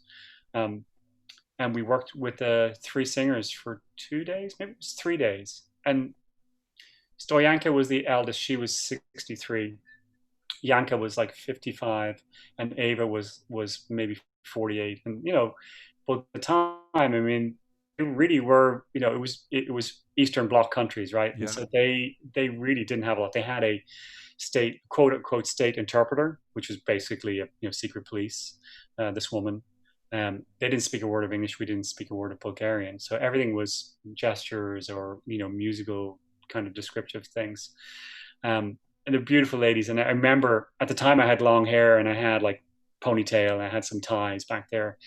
And Ava, who was the youngest, at one point had asked me, through the interpreter, could she take one of those back to Bulgaria with her? And I'm like, you want to take one back? Like, I'll get you some. So I went to the local chemist and I found a pack of these and I gave her. She just started crying, like, because at the time, like, they just didn't. It was a simple gesture, but they didn't. They obviously didn't have very much, and they Yeah. worked for the state. So it was a. But at the end of the third day, we'd really bonded with these three women, and they asked us, would Kate, myself, and her brother Paddy Bush, would we go into the main space? So they sat us around in a circle, and we sat down, and they surrounded us, and then they just started singing for 40 minutes, just these Bulgarian love songs. Wow. And they can generate 2 or 3 notes at any one moment in time, and you just close your eyes and you hear that, and every hair on your body just is raised. And we were all crying. I mean, just tears of joy, because you don't hear that sound very often. And for them to do that, it was just really fantastic. No, it's an incredibly special sound and works so well on that record too. Yeah. It's Yeah. really, I mean, it's a great record anyway. But that really, I mean, that was the defining thing about that record. Yeah. Was the Bulgarian women. Yeah. So yeah, and they're and Kate, like, she had this vision for getting them, and it was not easy to get them. Like trying to get them out of Bulgaria at the time. I don't think the choir always traveled as a group, so to try and get extract 3 of them was a coup, really. Right. Yeah, but it was a great experience. All right. Well, we got to talk about some other stuff, as much as whatever. But well, really quickly, shift gears completely, which isn't completely, because I'm sure there are a lot of the same people involved, but Talking Heads. Yeah. Naked. So I just did on that. What did I do? I just ended up working on 1 or 2 songs on that. In fact, I think it was actually it was for the soundtrack for Wim Wenders' Until the End of Days. Was that the name of the movie? Until the End of the World? Maybe, I can't remember the title of the movie. But I met David here. I worked a lot at Skyline Studios on 36th or 38th Street, West 38th Street, and David was in and out of those rooms quite a bit, and we'd kind of met and chatted and stuff like that. And one day he just asked me if I would work on this one song, and So I'm in there, and they basically just want to mix, and I'm mixing the song for him, and he walks in. None of the other band members are there. He walks in, and he goes, "Do you think there's any percussion here?" And I was like, "Yeah, probably. You know, there's a box of percussion sitting around." He said, "Okay, it needs a tambourine or a shaker or whatever." So I set the microphone up, and he goes out and he starts playing along, and maybe about halfway through the song, he stops. Again, on top, he goes, "Everything okay, Dave?" He goes, "Yeah. Could you play this part?" I was like, "Yeah, I'm sure I could, just to shake the part." So he said, "Okay, let's switch roles." So my assistant takes over. I go out there and put the headphones on. I'm playing the shaker part, and I'm thinking, I am playing on a Talking Heads song. This is so epic. Really, like, what's going on? So, it's fine. Go back into control room. And my instinct is turn it down, just bury it in the mix. Right? Dave was like, loudest thing in the mix. Jerry walks in at that moment and he goes, "Where'd that shaker part come from?" "Oh, Kevin just played it." It's the first time I'm meeting Jerry Harrison. Oh, God. Yeah, but it was his idea. You know what I mean? So, the whole mix was like, how loud should the shaker part be? I think I got it down to almost a negligible level. But yeah, I worked with David a couple of times, but I never really worked with I worked with each band member separately at some point, Right. But never as a group, unfortunately. They're a fantastic band.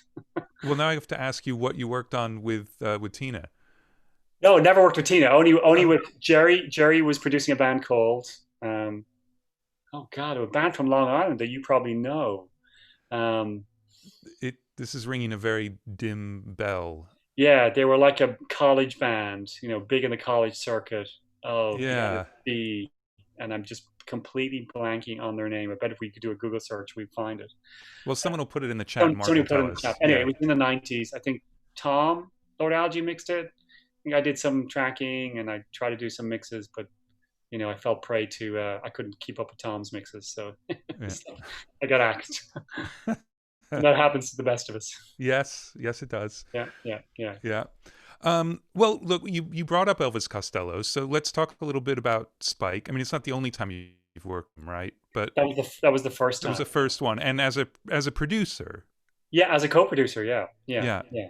So, with him or with someone, I should know this, with but T-Bone Burnett. With T-Bone, okay. Yeah, it was actually T-Bone who brought me into the fold. So T-Bone and I were represented by the same management company, Alan Darst and Karen Kaplan, out of New York. They also worked with U2, so they had their own separate kind of side business of managing producers. Just to kind of tie the circle, when I was working in Dublin, Windmill Lane, Alan would come over and listen to the band's work in progress. And when I was finishing, so Peter had said to me, "You're going to need a manager at this." And I was like, "Why would I need a manager?" He said, "Trust me, you're going to need a manager." And so when I got back to the US after, so Ellen and Karen were saying, "We think we want to start a management company and we want you and T-Bone to be our first client." So T-Bone was working. T-Bone had worked with Elvis on King of America, and they were getting ready to do Spike. And Elvis was actually living in Dublin at the time because he was a tax exile out of the UK. And he also, his grandmother, or maybe, I think it's his grandmother is from Ireland. Maybe it's his mother's from Ireland, also from County Waterford, same as Kate. Right.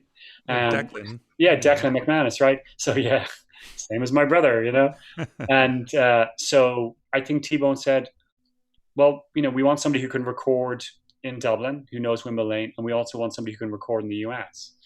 And Alan and T-Bone said, "We should have Kevin do it." And so I think I met Elvis in New York.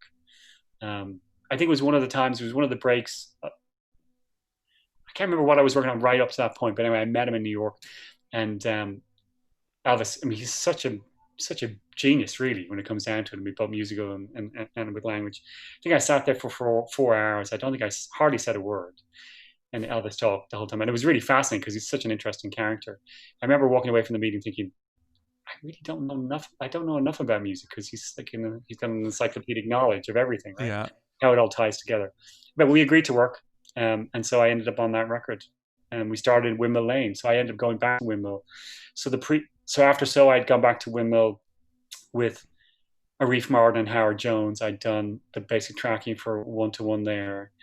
And then a year later, I went back and I did Spike. And then 2 years later, I did the commitments there. So, I mean, my bosses kept saying, like, not only was I, an alumni, but I was I became a client, right? Exactly, with good projects. but yeah, so I made that first record with Elvis, and that was quite an odyssey too, because we started in Dublin. We recorded the three Irish tunes first, all acoustic, organic, and then we ended up doing going to New Orleans to do the Dirty Dozen and Alan Toussaint, and then to LA where we did everything else, and then finally back to London 5 months later to do Paul McCartney on playing bass on Veronica and This Town, because they were co-writes, and we ended up sitting in Air Studios, starting to mix the record on that in Studio A on that great Neve 8058. No automation. I think I mixed Deep Dark Truthful Mirror and two other songs on that, and then they switched us into this other like a Neve VR room, and I really could not get the mix to sound like as good as my monitor mixes, just pushing up the faders, and I struggled for 4 or 5 days, and Elvis was like, "You're not happy here, are you?" And I was like, "I can't get it to sound good." And he goes, "I know. I'm watching you, and you're trying so hard to make it sound good, and it's not happening." So we ended up going back to LA, back to Ocean Way, back into Studio 2, which, and we mixed that album with no automation, because, that's where we made the majority of the record, and we knew how it sounded. And Right. so the whole thing was just done without automation. Well, and that's the curse of 8058s and 8038s and things, because they have that fully passive monitor section. Yeah. And nothing will ever sound as open as that, ever. Yeah. It's not necessarily going to sound the best thing ever, but you'll never match that aspect of it, because it's resistors and that's it. Yeah. And so we decided, I literally put everything back up onto the monitor section, and that's how we mixed it. Like two of us trying to get those 24 little red faders to move. And so, I mean, for someone who's made as many big records as you've co-produced or co-engineered or co-done lots and lots of things with some very big personalities. And obviously you're very good at getting along with people. Mm-hmm. There's no question about that. Yeah.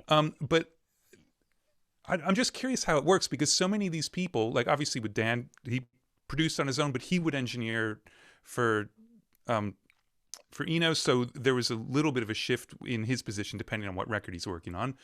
T-Bone, obviously I don't know him from back then, but I met him after, and he doesn't seem like a guy who wants to co-produce, really, other than with the artist. Like, he wants to be in charge because he's got big ideas and wants to run with them things. But you seem to be able to slot into these positions, and not as you weren't just the guy staying up all night fixing the technical stuff. You were as creatively involved in the record as anybody else, but then did some technical stuff on. So how does that work? And do you prefer that kind of creative partnership with people, or do you not really mind when you're working on your own, you're co-producing with other people? It was a very long question. I'm not even sure what I'm asking, but I think I think I like collaboration, because I think the best records are made in a collaborative spirit, and I don't mind what role I inhabit. I'm quite happy to be the engineer. If when I started out, my aspiration was to become the best recording engineer I could, and at some point it kind of morphed into being asked to mix other things, or I was mixing the things that I was recording. So therefore,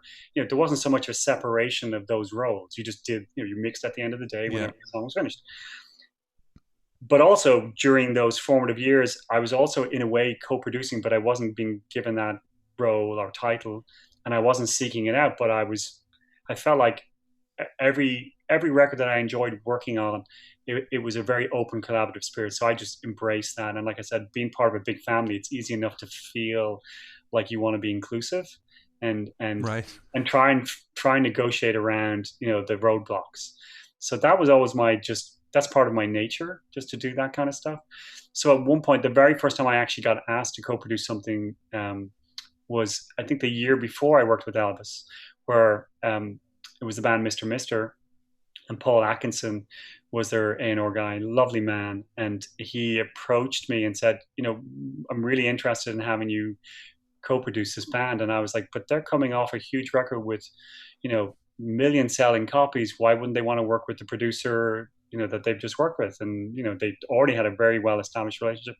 And it turned out that, like all artists, they're just looking for a change. And it was nothing personal against their prior producer, Paul DeVilliers, who's a lovely, lovely guy and super talented.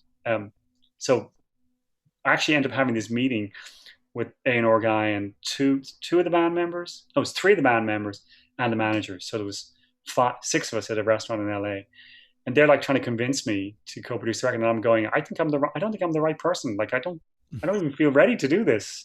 So what we ended up doing was, Paul said, look, why don't you just go into a studio for 2 days and just work on a song, and then you'll know at the end of 2 days. I was like, okay. So we ended up working. That's exactly what we did. We went in one weekend. We recorded this one song. It was a really fun experience, and I felt like I wasn't musically ready to co-produce or to inhabit that role. But the truth of the matter was that, a co-producer or producer can inhabit many different roles. It doesn't have to be somebody who, sits there and writes the charts, or says, "No, you're playing a sharp there instead of a flat." That's one role for sure, and there are other roles, and because the band was so musical, they were like, "Yeah, you're ready. Like you're the perfect foil for what we need." And so that's really what it comes down to. I find that I'm good at addressing what I think are the shortcomings of the dynamic and trying to fill them in, but also do it in an authentic way. Like do it and bring what I can bring to a record. Like I know how to make a record, and I know how to get things done, and I know how to execute certain things. But I can't write a string chart, but I know somebody who can.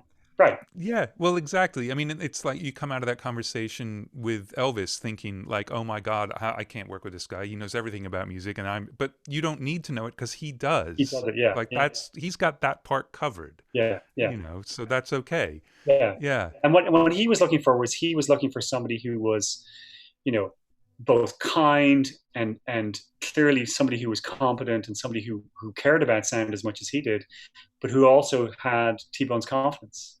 Because T-Bone, T-Bone wanted to inhabit the role of being the overseer, more the executive producer on the record. I mean, he was obviously there for a lot of the tracking, but he also wanted to step outside and come back in at certain points of the day, and he wanted to know that he had a trusted lieutenant and somebody who would do, who could do the work. And I worked really well with EC, so we had a nice dynamic together because we're both from the British Isles, we're both Irish, whole Irish or part Irish. We both love music. We're both interested in football, soccer.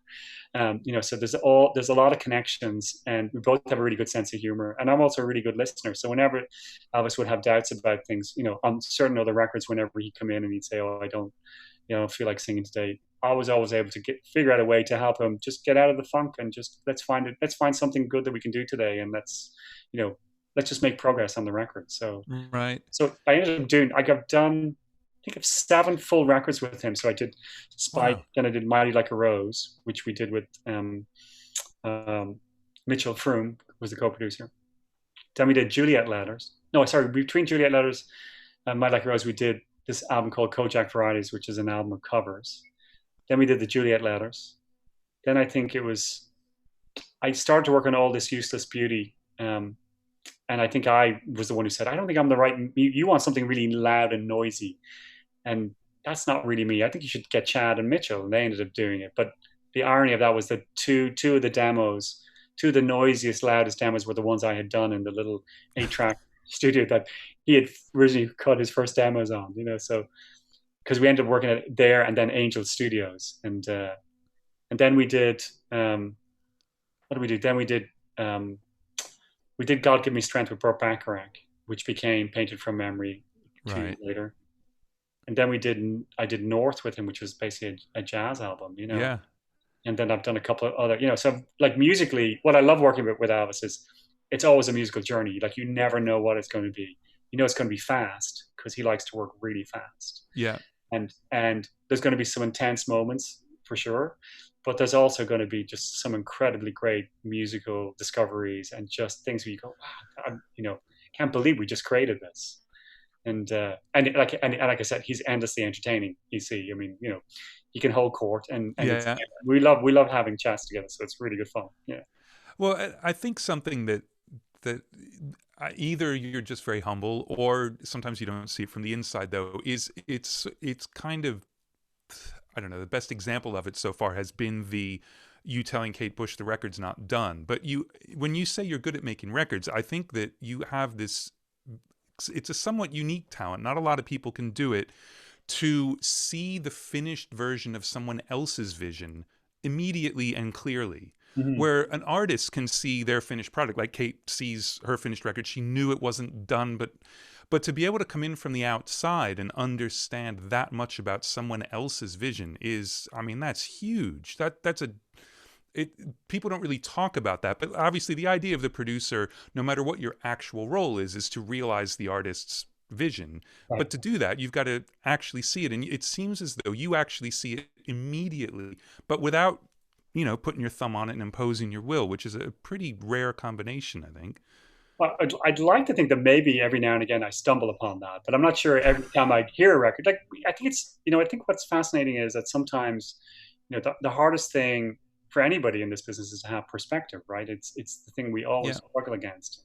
And so I like everybody else, I will sometimes struggle, with my own work. I'll go, I'm not sure this is ready, or it's done, or maybe it's overcooked. And you have to take a moment to step away and hear it through somebody else's ears. And that's a lesson you learn and relearn every day.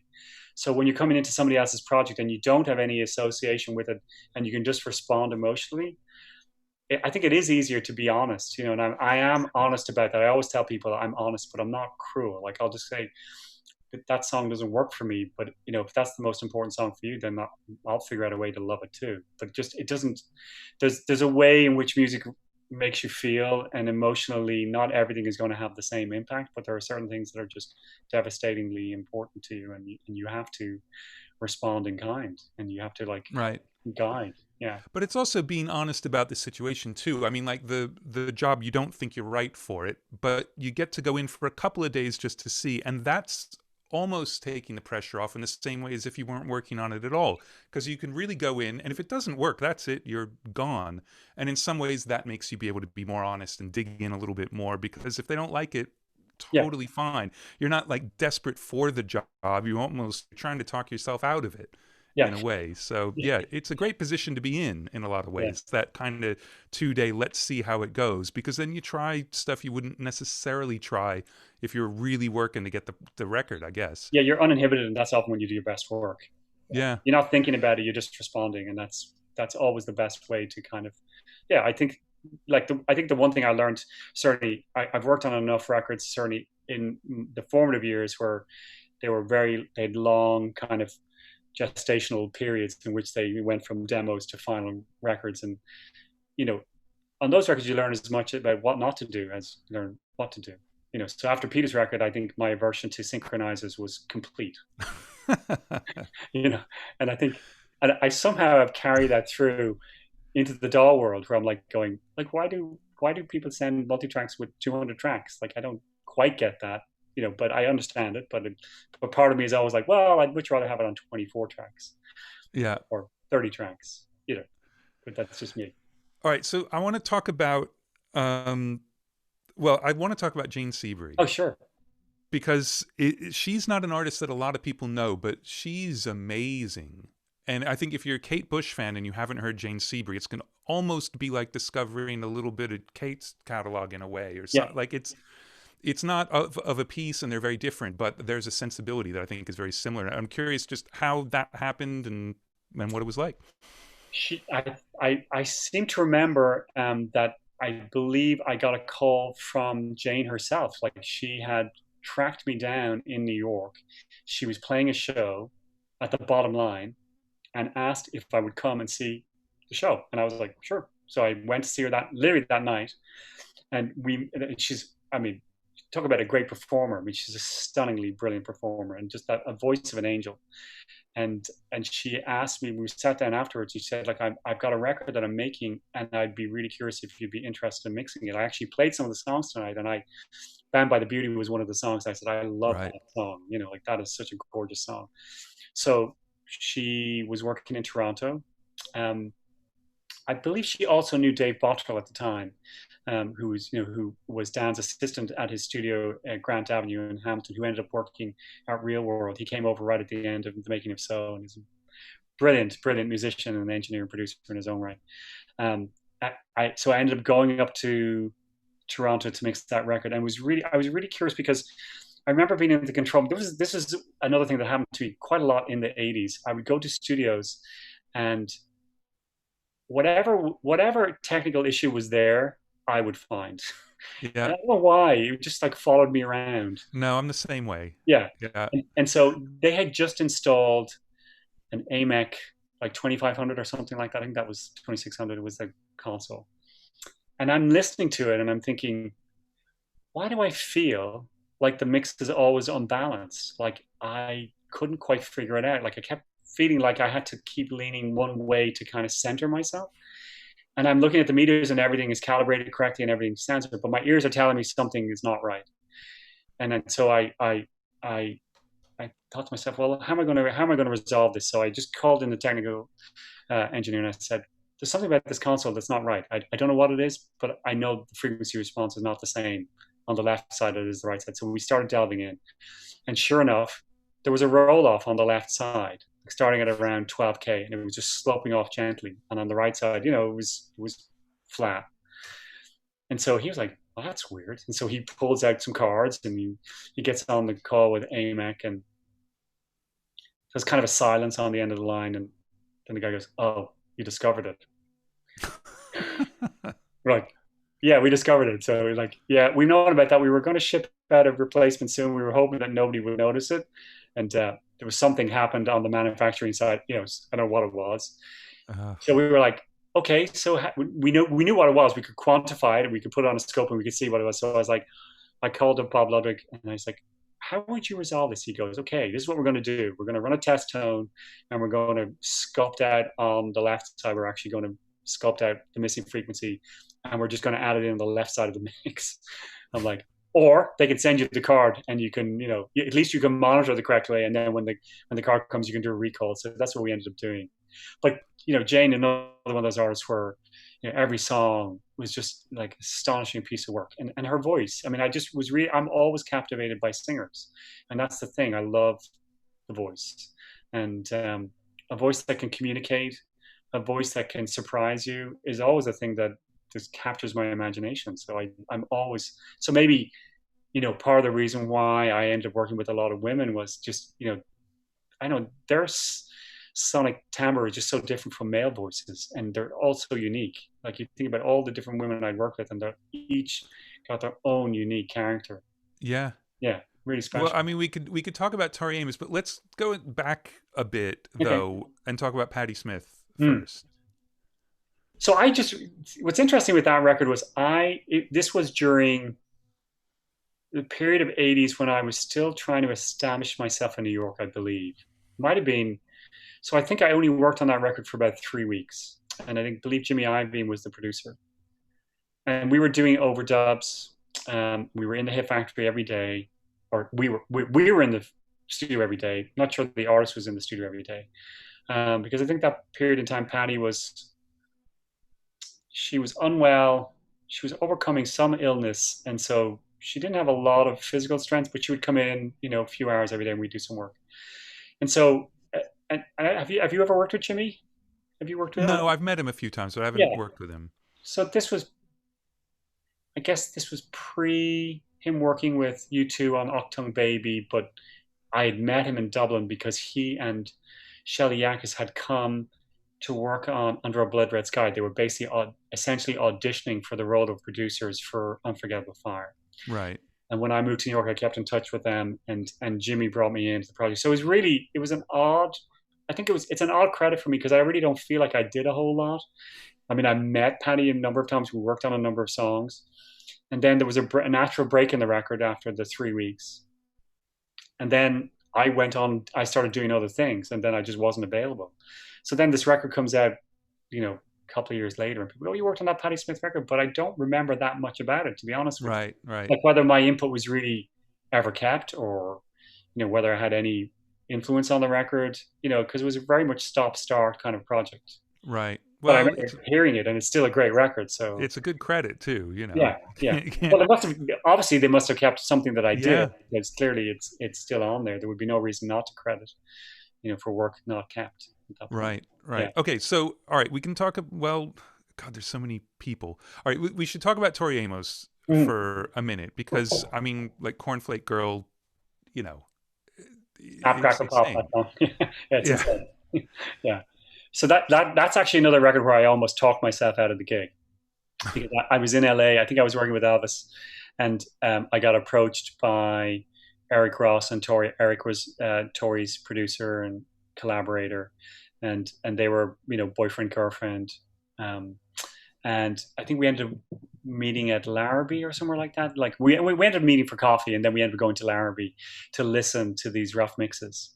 And Eric plays me all these rough mixes, and I'm just sitting there to myself, and I'm just thinking, I'm not sure what I'm doing here. Like it stuff sounds great. Like why do you want me to mix this? I'll only mess it up. Like, so Eric, That's how I feel on every record, but yeah. Well, go on. when you hear something like somebody who's done a great rough mix, you're thinking, Yes. I'm not sure that I can improve this. Like, I'm really not sure why we're having this conversation. So get to the end of it, and I said, so what is it you want me to do? Because these sound great to me, and I'm not really sure that I would bring something that is much different to what you already had. And he goes, no, we need help. We're so in this record that we can't see the wood from the trees. And I was like, okay. Well, so they were going to go to the UK. They were going to do some string parts, and then they wanted me to follow. We ended up working at Olympic Studios in London, and I mean, it was a really fascinating record because Eric and I, so we're 2 years apart. Our birthdays are 2 days apart, and we had a very similar thing happen to us both.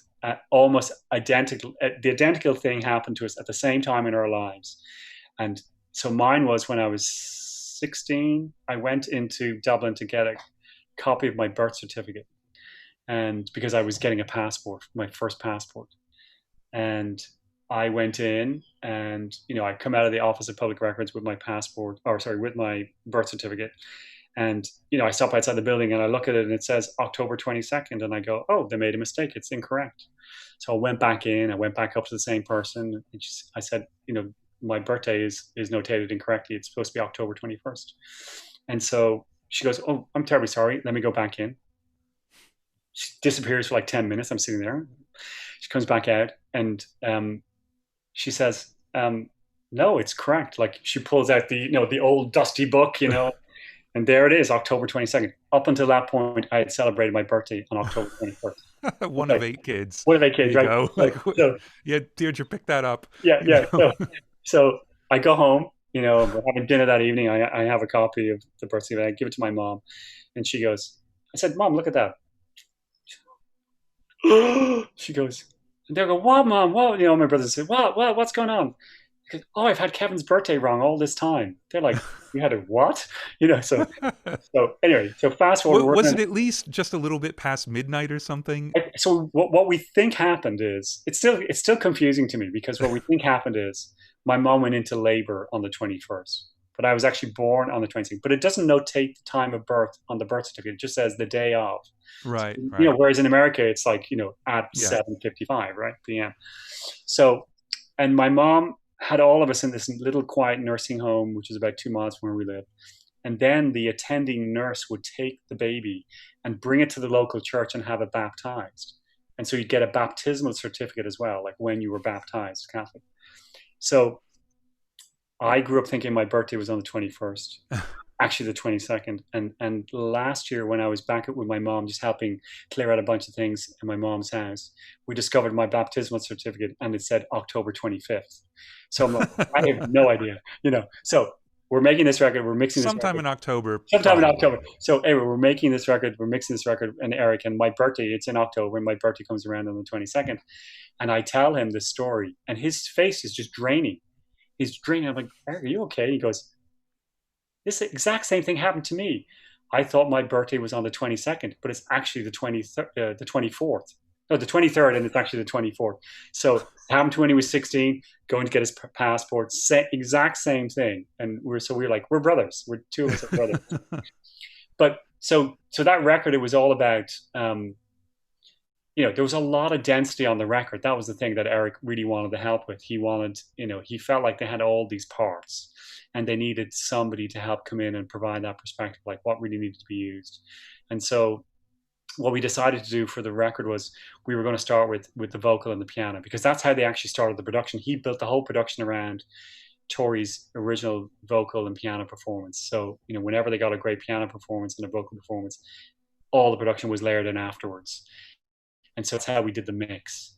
and I think at the time, Tori, I mean, she's lovely and she's really eclectic, and she almost had her own language at that moment in time where she would communicate with you, and you kind of, I would look at her and go, I'm not sure what direction that is, but I'd look to Eric and go, yeah, she means this.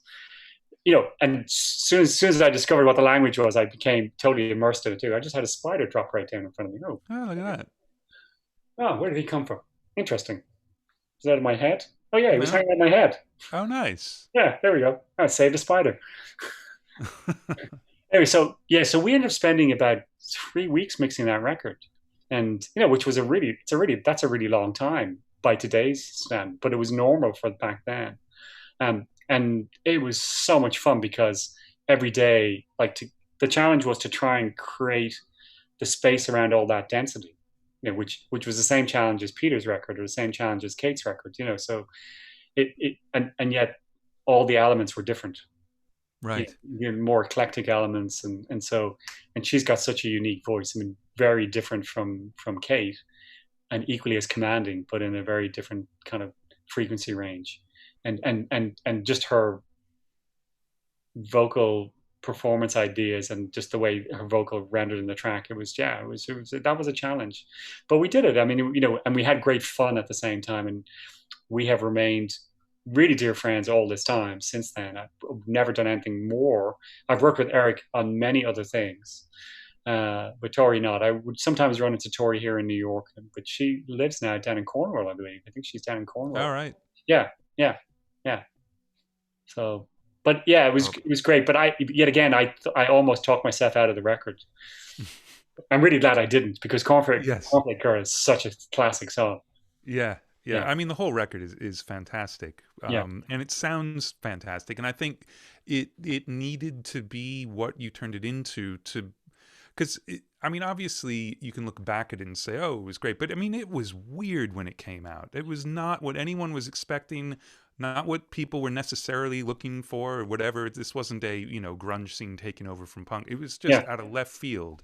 Yeah, and I think it's really clever to make it about the piano and the voice, because then it's not eclectic. It just is like you discover and discover and discover. But the first time you hear it, it's her. Yeah, and it's brilliant. Really, that's I think believe Eric's genius, because I think he had originally done, if I remember correctly, he had originally done all the demos with her for Little Earthquakes, and then they went and they made it with somebody else. And then they came back, and Eric was the one who kind of helped kind of pull it all back together. So for Under the Pink, they're like, we're a tight-knit unit, we want to do it together. And so even inviting somebody else to mix in, I think they were opening their doors. But Eric, after we met, Eric was confident that that I was the kind of right kind of foil for both of them. And I remember, years later, I think I read that maybe Tori didn't think it was a good sounding record, or her husband, who's her front of house guy, didn't think it, and they remixed it, and they said it sounded thin. That was not my memory of it. I remember thinking it sounded pretty good when we did it, but I'm sure there are some CD versions out there that are not so great sounding, but I know that what we delivered was good. Right. Yeah. Oh, it's good. Yeah. It's good. Yeah. But it's all, listen, everybody has a different perspective on these things. Sometimes I'll go back and listen to work, as I'm sure we all do, and you think, oh, that's very much of that period of time. Yeah. Yeah, but I mean, everything about that record is about that record. Because it's about her in that period of time. Yeah, definitely. Yeah. So, because I can ask you about anything I want, there's so much stuff we haven't covered at all, but Laurie Anderson. Oh, Laurie. Really quickly. Yeah. Because, well, whatever. I'm a gigantic fan. Never met her. Don't even know that much about her other than just, what anyone could find out. So, just curious. How that came about. Yeah. Interesting enough, another one of those projects where I got asked to step in for a week to cover as an engineer. Brian Eno was producing a new record for her, and so obviously I knew who Laurie was because Excellent Birds was part of So right. And so I think when I moved to New York, I'd met her with Peter, and so I knew of her. Brian was making a record with her, and Joe Furler was engineering, and Brian was in New York. It was like the week before Christmas, and he just said, "Oh, Joe's not available. He recommended you, and I know you. Would you step in?" And Laurie has her own studio. At the time, it was down in Canal Street, yeah, right in the corner of Canal and the West Side Highway.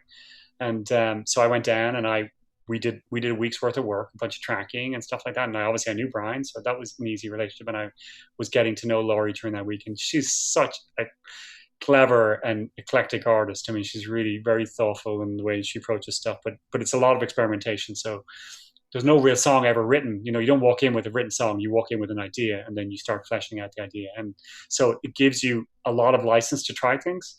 And since Brian was always interested in trying things and experimenting with the sound of things, we were just running everything through the harmonizers and pitch shifting stuff and just trying to come up with inspiration to kind of create bed tracks. So we did this thing for a week right before Christmas, and then Brian went back to the UK, and then Laurie called me in the beginning of January and said, "Oh, Brian's can't come back for a couple of weeks. Would you come down and just help me?" And so I stepped in, and we started working on some new things. And at a certain point, she was like, "Oh, I need a guitar player. Do you know anybody?" And I was like, "I have my friend Jerry Leonard. He's a really creative guitar player. Maybe I'll have him come down." And brought Jerry in, and then Joey Barron came in to play drums, and then Greg Cohn, who's her bassist and her recording player, came in, and keyboard player. And we just started fleshing songs. And within a couple of weeks, Laurie said, "Brian's not coming back for a while, so can we just keep this going?" So I ended up starting like 7 songs. And we kind of go through February, and then we're into March, and the songs are beginning to come together, and we're starting to finish the songs that Brian has worked on. And, we're sending him cassettes, I guess, at the time. And so then I think we decided at some point that we would go to the UK so that Brian, I can't remember why he couldn't come back. There was some reason why he couldn't come back, whether there was some disagreement over his role or some disagreement with immigration. I really can't remember whatever it was, he wasn't available. We go to the UK. Oh, before we go to the UK, I end up mixing for about 10 days in New York. And then we go to the UK and we mix with Brian for a week. And then we come back, and when the record was all done, we mastered it. Laurie was like, "Wow, that was an interesting experience." I was like, "Yeah, that was a great experience. I mean, I get to work with Brian again. I get to meet you. It was just another journey where you think, I'm going to work on this record for a week, and then 6 months later, I mean, it was literally 6 months. We mastered the record in, I think, at the end of June. And Brian, I think Brian was like, "Kevin, maybe I'd like to get a co-mixing career." And I was like, "Maybe I'd like to get a co-production career," credit. We ended up just leaving it as it was, because Brian was definitely like the executive producer. He was overseeing stuff and responding to what we were doing. And I think a bit like T-Bone, he knew that he could trust me, and he just, he was happy for me to be there and kind of, do the day-to-day stuff. And then he could have the overview and then still bring in his ideas towards the end. And yeah, but yeah, right. So I've stayed in contact with her. I've done a couple other things since then, but she's worked with Jerry a number of times since then. And, she's a lovely artist. Yeah. I mean, it's really, yet again, I feel very privileged that you get to work on those kind of records where the clock is not ticking. Right. You don't, and for some people that would really be a burden. Like, you wouldn't want to be there for 9 months because you just feel like you go stale. But there's a certain point, there's a certain limit to your creativity, and you can feel like within this period of time you can still be creative, and as long as you can see the finish line, you've got something to work towards. But if it's just endless, like then that's hard to get up and go in every day. So, but she was great. Amazing. So let's pivot back a little bit, but forward as well, because we got to bring Tony Visconti in, because he's kind of appeared a few times in your career, but we haven't actually really talked about him too much. So first of all, with Tony, The Damned. Oh yeah, The Damned, yeah. We have to talk about that, because I mean, it's their first record in how many years? 20? Yeah, I think it was 20. Yeah. And we saw them in Hyde Park. Oh, you did? Yeah. Was that 4 years ago? I'm looking over at my wife, I think 4 years ago or something like that. And they were just awesome. And I think that was kind of the time they realized, like, hey, we need to like get a record together. So how was that? Because I mean, that's like a legend. They've been on almost as many people's inspiration playlist as Gorecki's Third Symphony, which is on yours as well as somebody else's. Yeah. Oh, that was it was so much fun because, yet again, because I had worked with Tony in the past, he said, look, um, I think you'd be perfect for these guys. Like, and so I think, he just said, we're making this record, but we need to find a studio. And he said, I need you to help me find a place. And I had just worked at this studio called Atomic Sound out in Brooklyn, out in Red Hook. And I said, Tony, I think you'd really like this studio. It's kind of got the sensibility that you're really attracted to. It had daylight, really good sounding room. The owner was, really, really invested in making sure that everything worked. And, it was a labor of love for him. He hand built a lot of the room himself, beautiful wood sounding room. And yeah, it was a quirky little spot. And so I went out and I called Tony. I said, you have to come out here and check this place out. So we did. And he said, do you think these guys would like it? And I said, well, it's a little remote, but if they're making this kind of record, maybe it'd be perfect for them. So they, it's a part of Red Hook that's, it's a little off the beaten path and it's right by the water and there's maybe a Days Inn close by. So they ended up staying at the Days Inn. And, we ended up working on these songs for 3 weeks. We did all the tracking in 3 weeks. And Captain Sensible, I mean, he's such a sweetheart, but he's very focused on, his parts and the overall thing. And Tony was great at looking at the big picture of how the record should sound for a modern record, but also how it should be reverentially referenced back to what they had done in the past and also things that he'd done. So it was a really good match for them because they didn't want to make a 1980s or a 1990s record. They wanted No, but they were so influential with the records they made then. Yes, yeah. And you can see why, because they just, yet again, they do a particular thing and they do it particularly well. And when you see it happening in front of you, you realize this is why they were so successful. I mean, they know their strengths and they play literally to their strengths. And, even though a couple of band members have changed, but, yet again, it's just great experience and lovely, lovely guys. Like if you look at their public persona, you think, oh, they've got to be, slightly obnoxious, but they're not. They're and they might have been back in the day. Well, I think they said themselves that when they were drunk, yeah. I mean, maybe they were a little enough. But, they're all sitting in the studio wearing slippers and, right. And really sweet. And, I think I went out the first day when we were doing the load in and, because I wanted them to feel comfortable. So we went and we spent a Sunday doing a load in and I was only supposed to go there for a couple of hours, but we ended up being there for about 8 or 9 hours. We ended up getting everything sounding.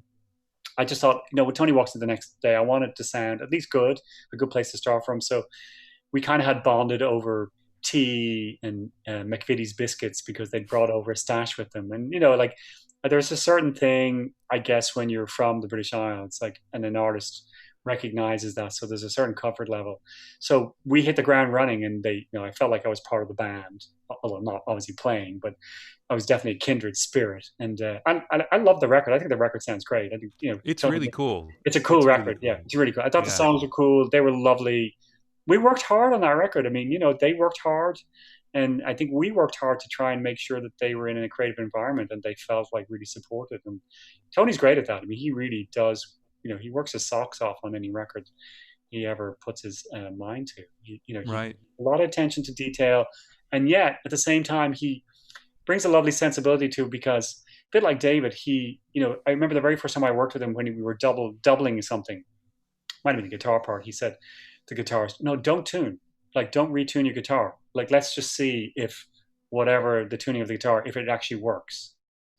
And it was the first time I'd ever seen somebody do that. And in fact, it did. And then a couple of times, of course, if you trash the guitar, it's too out of tuning. And we had a conversation afterwards and he was saying, back in the 70s when we discovered double tracking, it was the slightly detuned things that made it sound wider. So I'm always willing to kind of experiment with that. And but I think I've done maybe 7 or 8 records with Tony now over the years.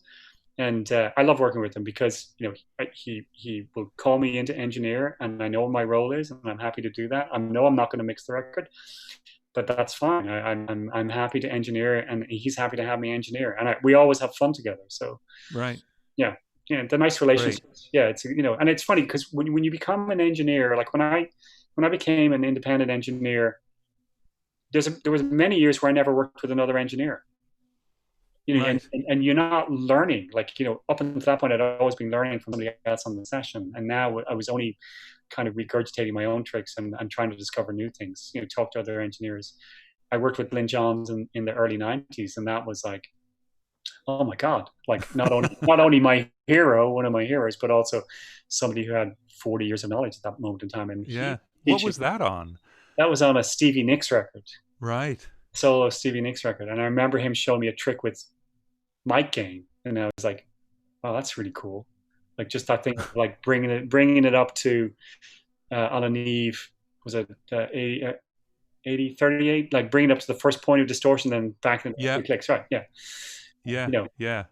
I'd never had anybody articulate that to me, and I was like, of course, like that makes, like, you would sometimes hear something distort, but you would never think to really get it to distort and then bank it off. Right. You know, Right. But that's when you were going to get all the neviness out that's of when you it. get all the evenness out of it. Yeah, and he would do Yeah. this thing where he would push up a rough mix on that console, and he was like phenomenally fast. He would just throw it up, and it would sound really good, and then he would pull it back down, and then throw it back up again, and it would look almost identical, and it would sound radically different. And I remember a couple of times saying, "What is that about?" He goes, "I have no idea, but I know when it sounds right." Yeah. You know, and I love that lesson, because you know sometimes you think you can mathematically create this thing, and it's not. Like sometimes those little weird balances are really what makes something Yeah.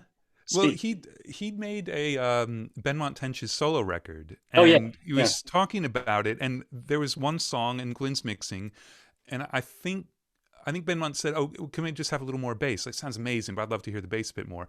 And Glenn's like, all the faders down. And Benmont's like, "No, no, what are you doing? It was amazing." Oh, I can't just turn up the bass.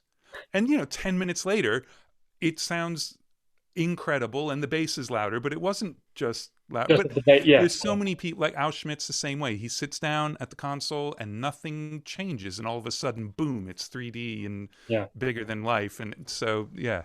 Yeah. It's weird to witness, and it's even weirder to hear. You know, and the fact that there's not a, it's just purely an instinctual thing. Yeah. You Yeah. can't teach it. Well, I guess you can teach it in a way, in that I guess you can try and learn how to hear it that way, I guess. But Well, I think it's also it's teaching the confidence to pull all the faders down. Like, you've got it sounding amazing, and they want a little more bass. Well, I mean, I would panic and just push the bass up. I'd never pull the faders down. Like, right. I do while I'm working on my own, but as soon as other people have heard it, I sort of take it like, okay, well, that's the bedrock. Can't change that. Can't change. It'll all Yeah, go to yeah. shit, and I'll get fired. But Are, uh, are, are we still afraid of getting fired? Is that oh, always. always? Yeah, yeah. Always, always. So I'm just going to mention another artist only because we have a very bizarre relationship between the two of us. So Gary Go. Oh, Gary, go, of course, Gary. Yeah. Oh my God. So Yeah. Gary is he the nephew of the parents of our daughter's friend from middle school? Yeah. And Wow. so I met him at a bar mitzvah. And we started talking, and he was playing me a bunch of songs and things, and we'd actually talked before he started recording anything. Mm. Great songwriter. Yeah. And I talked to him about, I felt like, well, for the songs you're writing, I think it should be a live record. Like, it should be really simple, and that just wasn't at all the kind of thing he wanted to do. And then you ended up working on his record, which sounds amazing. Yeah, it's what's really interesting, because I remember him reaching out to me, and we met in New York, and we talked about doing this record, and then he wanted to do, I think I had a similar reaction. I thought it should be live, and I think you should work with this musician and you, and we should do a little trio or maybe a quartet of musicians in a residential studio, and just like bed down for a couple of weeks and just get. And that we ended up doing that, but he wanted to bring in his own musician friends, which of course is fine, artist prerogative and all that. At the time, I kept thinking, well, do they have good studio experience? Like, are they, there's a difference between live players and studio players, and we ended up, it ended up being fine, but at some point in the process, like, we did all the tracking at Alair, which is a fantastic studio up at, of the Shokan Reservoir, sadly mothballed now. But I believe then he just decided, like, he wanted to work on his own, like he wanted to take control, and he really wanted to delve in. I was like, go ahead. I mean, that's fine. I've done the tracking. I've done as much as I can. If you feel like you now need to take it, then that's, you have to go on that journey yourself. You can't afford to have me sit there for days and months. And I think it really took a long time for him to get it from that place to where it ultimately ended up being. Yeah. And I don't know how much of the original was left on it. I don't know. But at the time, he was saying he was unhappy with it. So when we decided to part ways, he was saying he was unhappy with it. And I was like, but you were happy when we left. And and my response was like, well, either you were not observant enough at the time, or you've just changed your sentiment about it, and that's totally your prerogative. I'm not trying to dissuade you one way or the other. I mean, this happens. But he said he didn't like the players, and I said, but the players you chose. So it was kind of like he, not that he was blaming me. It was like we were in that place, and I said, look, Gary, I don't know how to help you here. My suggestion was to use person X and Y. You wanted to use A and B, totally fine. They did a good job. But if you're unhappy with it now, then not that it's necessarily on you, but I mean, but you have to be able to see the big picture here. Yeah. And I think with young artists, it can happen quite a bit where they have a vision, but they don't know how to realize it. Like Kate Bush knew how to realize it on her very first record, and that's it. And I think and you see this a lot. I'm not calling Gary out on this at all, because it's actually, he's very, very talented and the songs are good. And, but I think he needed to actually make the record in that many ways to find what record he wanted to make, as opposed to knowing exactly where he was going the whole time. I mean, he wouldn't have gotten there if he hadn't gone and done what you did. Right. Yeah. It was on the pathway to making the record. I thought I was making the record, but for him, he was just on that journey, and the journey took X number. Yeah. See, I did talk myself out of that gig. Well, I ended up talking myself out of the gig too, because at a certain point I couldn't help him, and that's when you realize you have to say, look, I'm not sure what you want from me at this point. Like I can do all of these things, but if I can't, if I don't have your confidence. Well, so look, we're at almost 2.5 hours. Okay. So I'm going to bring Mark on, but while he's coming on, you got 2 minutes. Let's hear about Anoushka Shankar, because holy shit. So my friend Steve Ferreira brought me in on that project, and this was one of those records where Steve was working for, I think it was, I'm trying to remember which label it was on now, but he had recorded her in New York, and they'd done all these tunes, and he needed somebody to mix it, and we were friends. We worked on a number of records together, and he asked me would I come in and mix it, and I was like, okay, like I have no history with this kind of music, and I thought, well, let's see what happens. So he had a pretty good vision for what he thought it could sound like, and it was up to me to try and execute it. She wasn't even around. I mean, that was the thing. She was never there. We were mixing kind of in a vacuum, and so we were trying things just to make it at least aesthetically, sonically pleasing, and then hopefully it worked, musically as well. So there was a little bit of an experimentation, and I think it was I want to say it was in the 90s, right? It was mid to late 90s. So I think at one point we organized an ISDN line, and we played some stuff down for her. I don't know where she was at the time. Maybe she was in LA. And I think there was a slight adjustment, and then we were off to the races. And yeah, but I mean, I didn't get to meet her, which would have been lovely. Oh, right. Yeah, sadly, but there's still time. Yes, there is. Yeah. But lovely, beautiful record. I mean, I love that kind of stuff. I love the stuff where I'm asked to do something that's not in my typical wheelhouse, and just, because it's a challenge for me, and I go, okay, how will I approach this? I think it's also a little bit like we're talking about, like that 2-day session where you're not even necessarily going to do the gig. There's something very freeing about not having done it before, so you don't have to worry about, well, how did I make it work last time? And what might people be looking for? And yeah. And I like, I think, Irish folk music has a lot of complexity to it. And a lot of the ragas, they felt very similar to a lot of like folk tunes, Irish folk tunes to me. So I kind of fundamentally kind of understood it, even though I didn't really understand it. Then when we delved in a little bit more, it's like, oh, I see, this balance works slightly better. But certainly the rhythmic aspect of it, it's beautiful. Yeah, well, and even musically, I mean, there is that modal thing, and we're sticking to a scale, and that's where this song lives, so yeah. And bagpipes, if we're going to put them on too. I mean, you could go super ethnic everywhere and say it's all the same, Yeah. and that'd be fine. Yeah. Well, ultimately, it is music, right? It is music, right? Yeah, And yeah, yeah, yeah, exactly, and it's exactly. a universal language, and I think eventually, if you're open to it, then you can always find a way into it.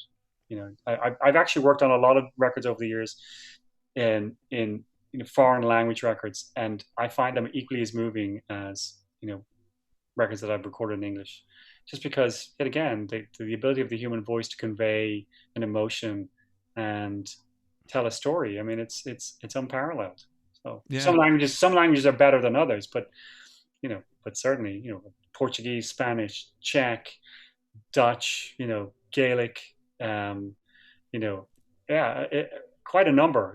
Chinese, Mandarin, yeah, a lot of different languages. Great. and you're not even good at language, bringing I'm us all not the even way no. back This to our I know. first. I know. Well, that's hold on. My French teacher she'd always shake her head. Kevin, please stop. She was a Parisian, so she anytime I butchered the language, she was always Please stop. please stop giving me. Uh, Yeah. And my career guidance teacher, who at the time, he was a well-intentioned man, but part of the problem I had in secondary school was my two brothers, Terry and Aidan, who were a year and 2 years older than me, respectively, had already been in the school for a couple of years when I entered my secondary school. So when I got there, the first week of all the teachers going through the class list and going, down through the list starting from top of the alphabet down to the end, they get to Killen, Kevin. Any relation to Aidan and Terry? Yes, brother. And they just collectively roll their eyes and go, oh, another one, marked. So my career guidance teacher, when he inherited me, his career guidance advice to me said, you don't need to go to college. You're not going to amount to anything. You're going to be like your brothers. I think I've used that as Perfect. motivation, for ever since, Wow. Well, it's worked out. Somehow it's worked out. Yeah. Well, I think we're about to find out that we haven't even been live on the internet for the last hour, Oh, because let's see if Mark's around. oh We'll dear. get some questions. Oh, he's there. Hey, Good. Hello. So Hey, Mark. How's it going? Hey, this has been amazing. Yeah. Yeah. I've actually just been watching by myself, though. We are not live on the internet. Oh, But good. It was really good, so I was just going to keep watching anyway. But theoretically, if we were on the internet, some people have questions. And I'm Okay. gonna pass those Theoretically, on here. what would those Yep. questions might be? Theoretically. Okay, so the first one is from Michael Graham. And he says, Kevin, can you speak about Peter Gabriel using a boombox for monitoring during the making of So? Yeah, Peter did have a boombox, which was set up right beside his CP70 in Fairlight, and we had a set of inputs go there. He could just turn the cassette portion of it to input, and he could monitor through that. So his back he was facing away from the speakers, so he just wanted to have some sound come at him. And we could have set up speakers, but he liked the boombox sound because it had a treble control, and he could kind of tweak it to his own sensibility. Yeah, so he did. Yeah, we did a lot of odd monitoring on that record. We had a set of NS10s, we had a set of tannoys, and we had a set of Ortones that were run in series with a Radio Shack Minima 7s. So the Ortones were kind of the honky part, and the Radio Shack speakers were kind of the tweeter kind of portion. Yeah. Awesome. Somehow it worked. Nice. He also asks how you captured the vocal for that one. So vocal was recorded through a U47, and when we originally did the test Peter was game for doing a blindfold test, so we set up all these microphones. He had insisted that he use a 57 prior to that, and Dan and we thought his prior records didn't sound like a 57. I mean, it might have been. So we decided to set up a bunch of microphones, and we did a blindfold test, and we'd set all the gains so that everything was equal, and we wouldn't let him touch the microphone so that he could kind of sense what was what. So we did a blindfold test, and we got to the 47, and it sounded, it didn't sound like a normal 47. It was a little airier than you would normally expect it. In fact, almost a little too airy. So we liked the way it sounded, especially on his voice. And then afterwards, as I was taking all the other microphones down, I noticed the cable, the power supply had a kink in it. And you could see that the shield was broken. So we asked Neil Perry, who was the tech, to go take a look at the cable. And so he went back in. And he said, "Oh yeah, that cable, yeah, needed a little bit of repair." He brought it back in. We put the microphone back up again, and it sounded like your typical 47, a little more full bodied. And we were like, "But we like that other sound. Can we get that?" So we ended what we did was we took a patch cord and we lifted the shield on the patch cord, and then we took the output of the microphone, put it into a mult in the patch bay, took a regular patch cord out, put it into a fader on the console, then took this modified patch cord and put it into another fader, and then we could balance the two faders, and that became Peter's sound. And so when he wanted to sing, a lot of times in the control room without headphones, so I'd set it up so that we could have the monitoring set up at a reasonable level where Peter could hear enough pitch reference without wearing headphones, and then we weren't getting too much bleed. And as we'd redo vocals over time, we would comp the vocal track. So yeah, that was the vocal sound. That's amazing. Wow. Good question, Michael. That was a cool answer. Okay, so our next one is from Rob Harari, and he says there's a prevailing sensibility with up-and-coming producer engineers to go lo-fi with their productions currently. Everything has its time and place for sure. Since your work has such amazing sonic detail, I'm curious, what are your thoughts on this trend? Oh, I like it. I mean, I think people should make the record they want to make, however it wants to be represented sonically. I mean, I think that's part of the vision for any production. And I think if that's an aesthetic that appeals to you, that's great. I mean, every recording or every mix or every project should sound great in every environment. So, you can have great sounding lo-fi records, but you can also have great sounding high fidelity records. And there's no one way to make a record. So I always admire how people conceive of their sound and how they present it. Obviously, I'm more attracted to things where I don't feel like I have to push away from the speakers, so that can happen on any kind of mix or any kind of project. But so as long as you feel like the music envelops you and takes you on a journey, I have no particular opinion about it being lo-fi or hi-fi. Just it needs to convey the emotion of the song. Toby has an interesting one. This has been upvoted as well.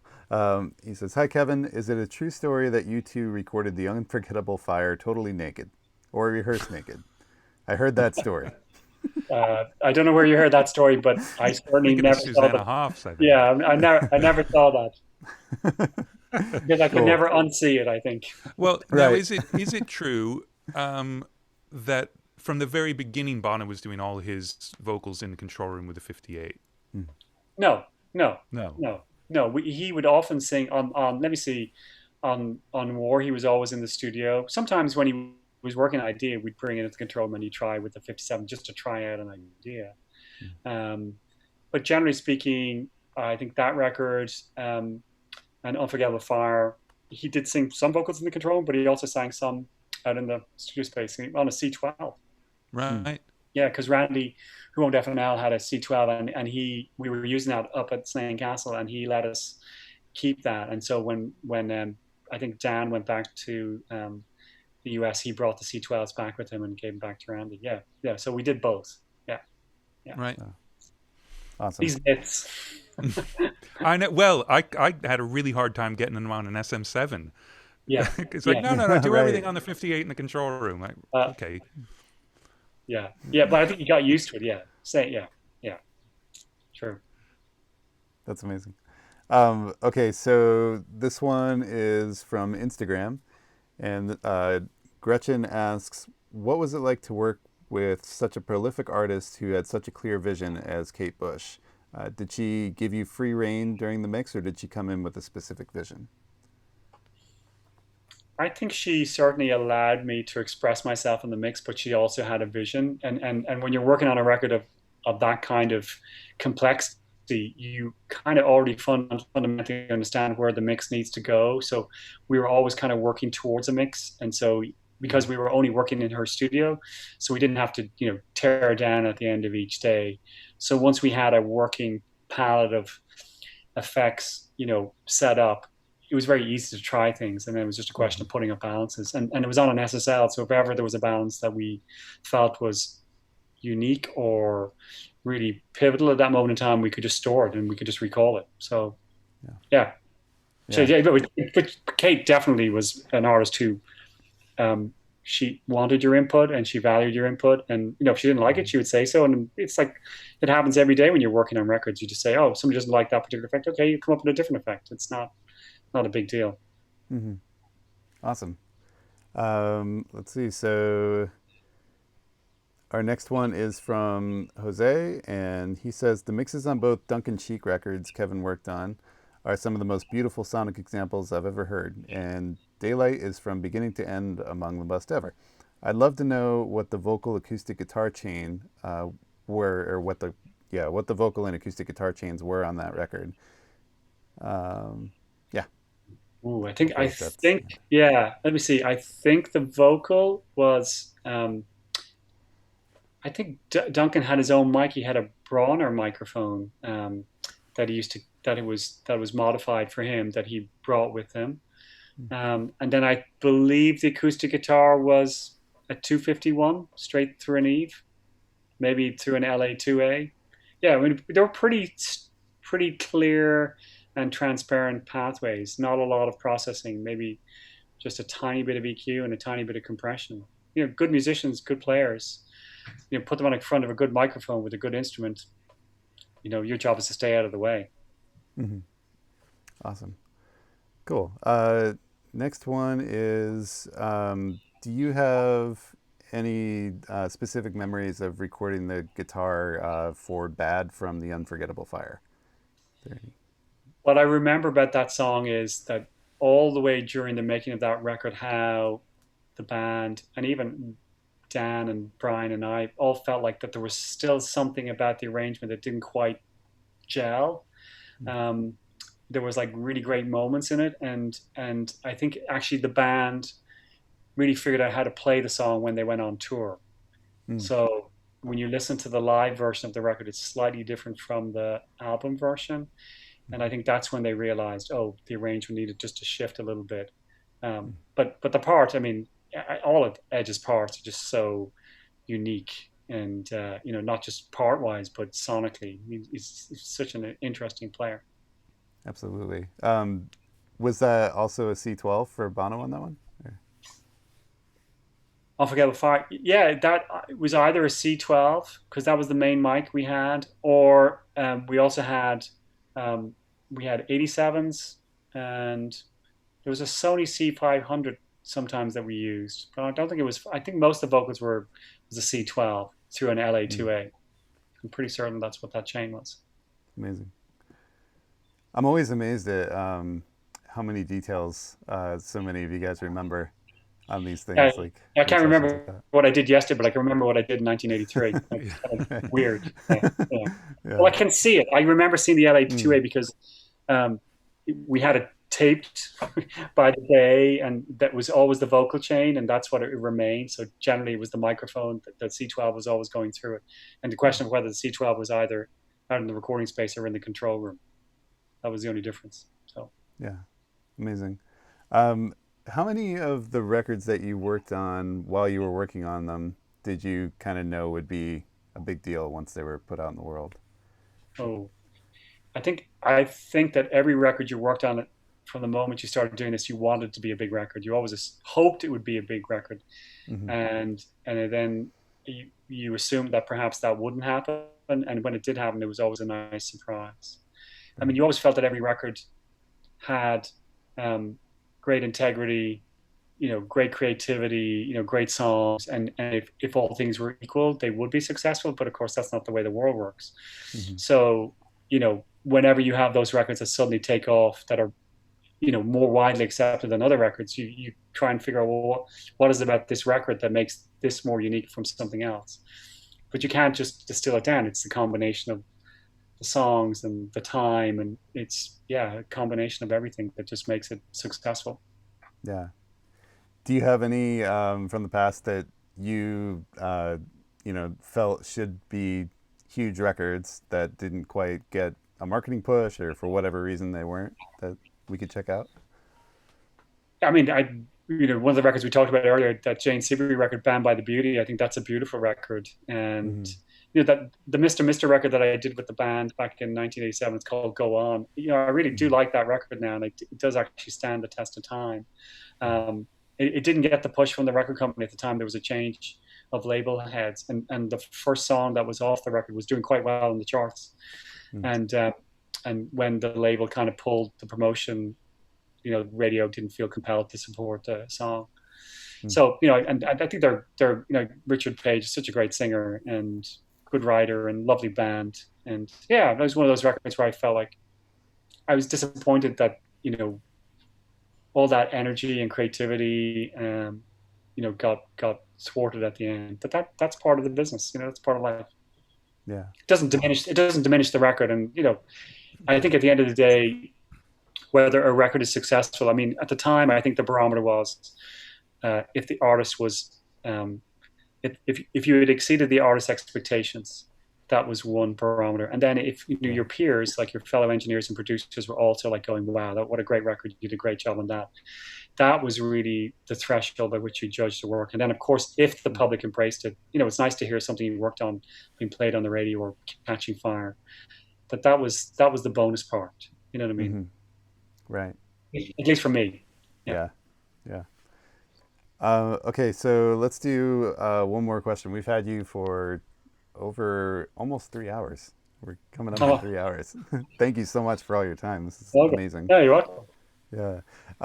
Okay, so our last question is from Midge, and he says, hi there, on the song St. James Infirmary on the Bright Mississippi album, did Alan and the guitarist track together? And what mics did you use to record the guitar? That sound is haunting to me.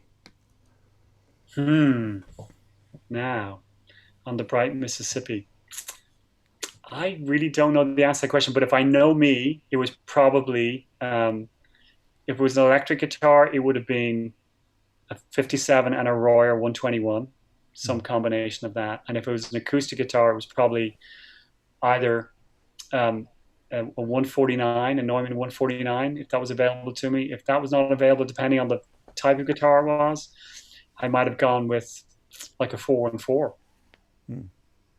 Yeah. But I don't remember the exact part. I actually have to go back and listen to that now and see what that, maybe it would jog my memory. I think we recorded that at a power station, if I remember correctly. Awesome. Cool. Well, Kevin, thank you again for giving us so much of your time. Oh, you're very welcome. My pleasure. It's been amazing. Yeah, great. What a great chance to chat and hang, and hopefully we didn't bore too many people. Oh, well, everybody's like I still say, in we there. probably haven't been live for hours, so. Yeah. I've been here the whole time. Just been you. Just me. Yeah. No. These things, they seem to be really well accepted. It's great because I think it's, there are plenty of interviews and things like that, but it's a different sort of long form thing that is great to really kind of tie the threads together of the career, and obviously some of the stories are just always incredible. So and everybody has them, right? Of course, everybody has great stories because you can't work in this business with not, if you're observing what's really going on, you're witnessing history being made. You may not know it at the time, or you may know it at the time, but you're still there immersed in the mouth, I think, and you always want to keep that excitement, because I still remember that very first day when I walked into the control room at Lombard and walking up onto the platform where the console sat and thinking, wow, like this is what I'm supposed to do. Like it was as crystal clear to me that day as it is now. Like this is what I was meant to do. God gave me ears that stuck out, and go forth, young man, and make some music. We need to find that fanzine. I need to see that. I think somewhere around there, I think I have a Polaroid of it. I have a copy of it somewhere embedded, somewhere in all these millions of photographs. I'll send it to you. I'll find it. Yeah. That'd be great. It's funny. It's definitely funny. Excellent. Thank you so much, Kevin. Oh, you're welcome, Andy. Thanks for a great interview. Yeah. All right. Well, stay safe. Yeah, likewise. Keep your groceries and especially flour. Toilet paper doesn't seem to be a problem now. Flour is a little hard to come by. Yeah, flowers. Yeah, I'm not making bread because we have a great bakery here called She-Wolf that's to die for. Then you're all good. So, all good. We're good for bread. Yeah. All right. And if schedules work out next week, Mr. Rich Costi. Oh, excellent. Love Rich. So that'll be fun. All right. Awesome. I will check in. I'll hassle you. Okay. Excellent, Awesome. excellent. You and Greg can heckle from the Yeah. chat. Hi, Greg. All right. Well, And enjoy pint tonight. It's late for you. Oh, it is yeah, beer o'clock. It is 3 beer o'clock. 30 actually. So yeah, Okay. All right. Well, enjoy. excellent. All right, thanks, Kevin. awesome. Talk to You're you very soon. welcome. All right. Bye, Thank All you, right, everyone. thanks, Kevin. Mark. Bye. Thank you, Bye. Andrew. Everybody, a couple of little housekeeping things. We have tomorrow, Between Two Beards is back with Vance Powell, Reed Shippen, and their guest is going to be Ray Kennedy. And then on Wednesday, we have Mix Day with Fab and Stelios. They're going to finish up the track they were working on last week, so that'll be fun. And then on Thursday, I'm going to be doing a Q&A with Adam Hawkins, who has mixed Muse, 21 Pilots, Bush, all kinds of other stuff. He's on fire right now. And on Friday, we're going to be having a special day with Fab that's going to be insane. He is going to be making Ratatouille and having a bunch of people follow along. So should be pretty fun. It's going to be total chaos. Yeah. Yeah. Are you guys going to be cooking, Andrew? People like us and sharp knives. Yeah. It's going to be good. So everybody, we'll see you tomorrow. And Andrew, thank you again. As always, another amazing one. All right. Awesome, man. See ya. All right. See you guys.